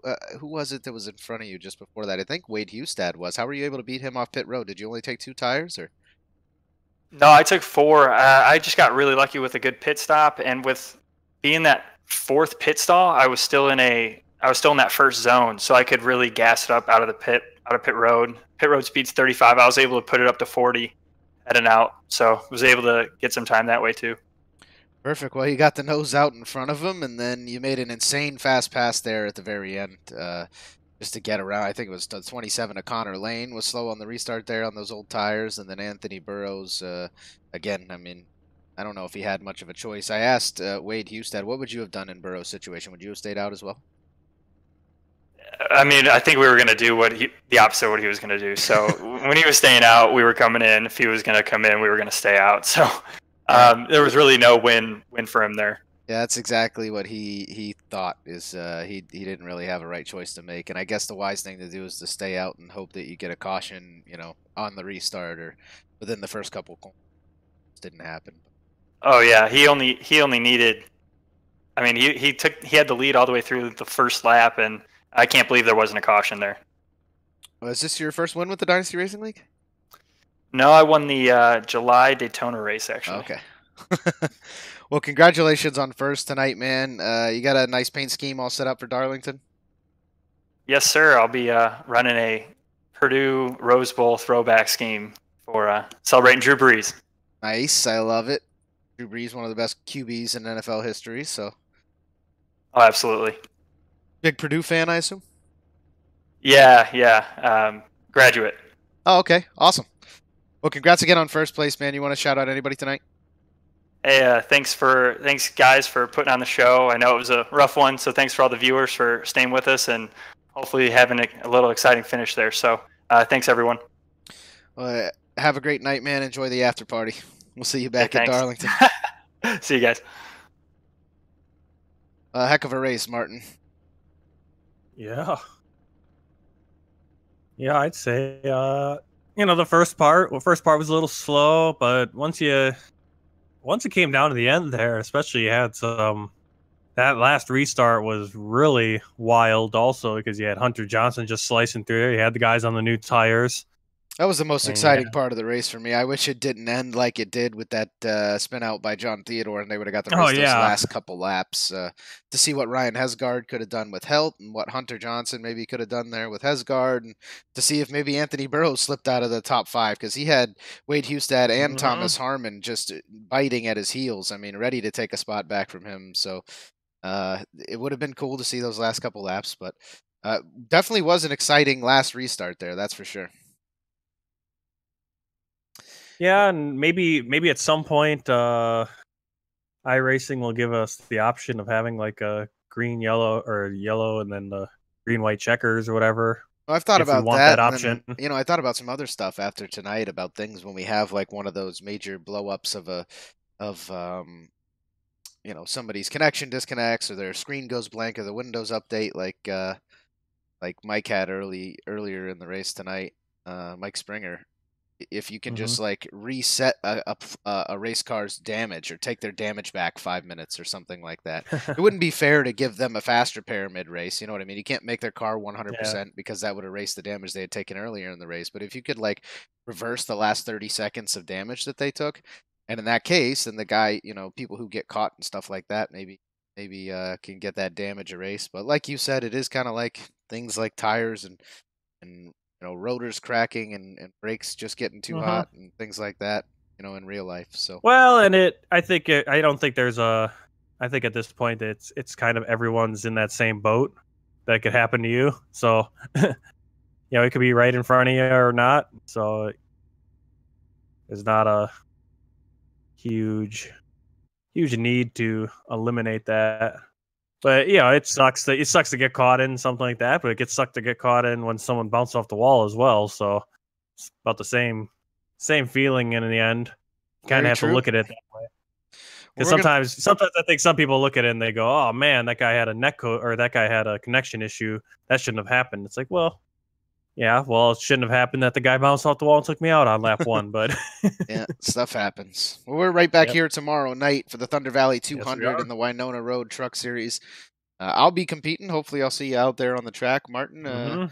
Back here at Bristol Motor Speedway, David Wellborn and Taylor Butcher Benjamin will be bringing that to you guys sometime between 9 and 9:30 tomorrow night. I think they typically like to go live a little on the earlier side of things. So 200 laps back here at Bristol. Hopefully, we can keep it a little cleaner at the beginning of the race than tonight and the Grand National race last night. But I think the trucks are...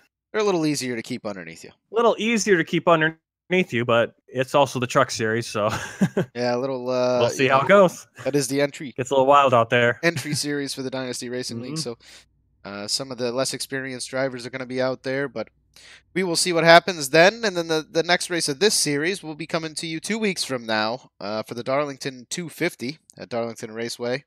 It's in Darlington, South Carolina. 183 laps there. Me and Martin here at 9:25 p.m. Eastern, 2 Tuesdays from now. That's September 4th. That's the throwback week. So we'll see a bunch of cool paint schemes that week. It's going to be an exciting race. Another highline track, I think Darlington is, right? You basically fight the wall all race. Yeah, you're on that high line, and you're trying to not.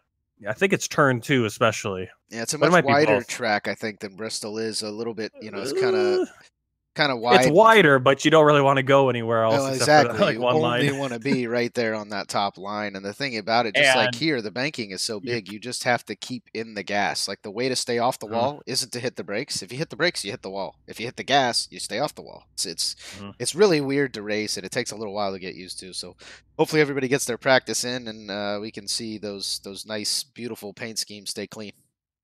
Yeah, it's all about getting in a groove. I think it's the same thing as Bristol, just getting into the groove. Almost any racetrack, just getting into the groove and knowing what you're doing and feeling comfortable, and then going out and racing. I think a lot of guys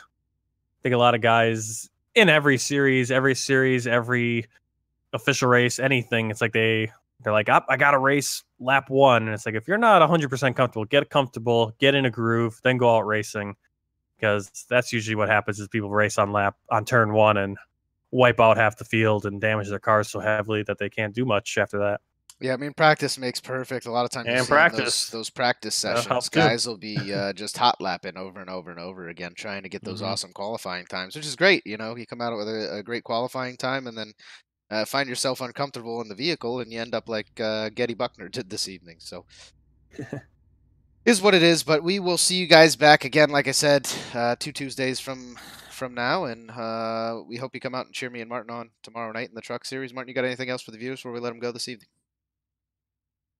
Nope, we got 2 races next week still. We still do have, or we actually have the Indy race, but I don't think we're broadcasting it, but we have Road America for the Grand National Series, so that'll be a handful, and then the trucks will be at a Canadian Tire Motorsports. So That's gonna So be an we still exciting have race. races next week. Just the Cup Series will be off next week.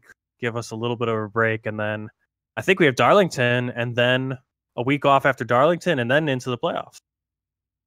Yeah, I think I that's how it can't. goes. I can't wait, man. It's gonna be exciting Yeah, to see playoffs are gonna be these top nuts. 16 just racing their heart out, and we're not gonna have Mhm. anybody else coming up into this series that aren't here for points. I mean, the Cup Series stays pretty.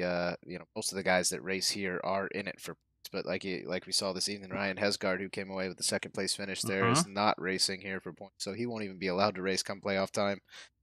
But have a great night, everybody. Thank you guys for tuning in. All of our viewers this evening. Big shout out to everybody involved with the Dynasty Racing League. You see it there on your screen now. James Pandoff, Tater Bowman, Martin, yourself, Jordan Gonzalez for all of the work on that you guys have seen on the screen all evening. David Wellborn and Taylor Butcher Benjamin, who will be back with you tomorrow night. Getty Buckner for all of his broadcasting services and his great qualifying position this evening.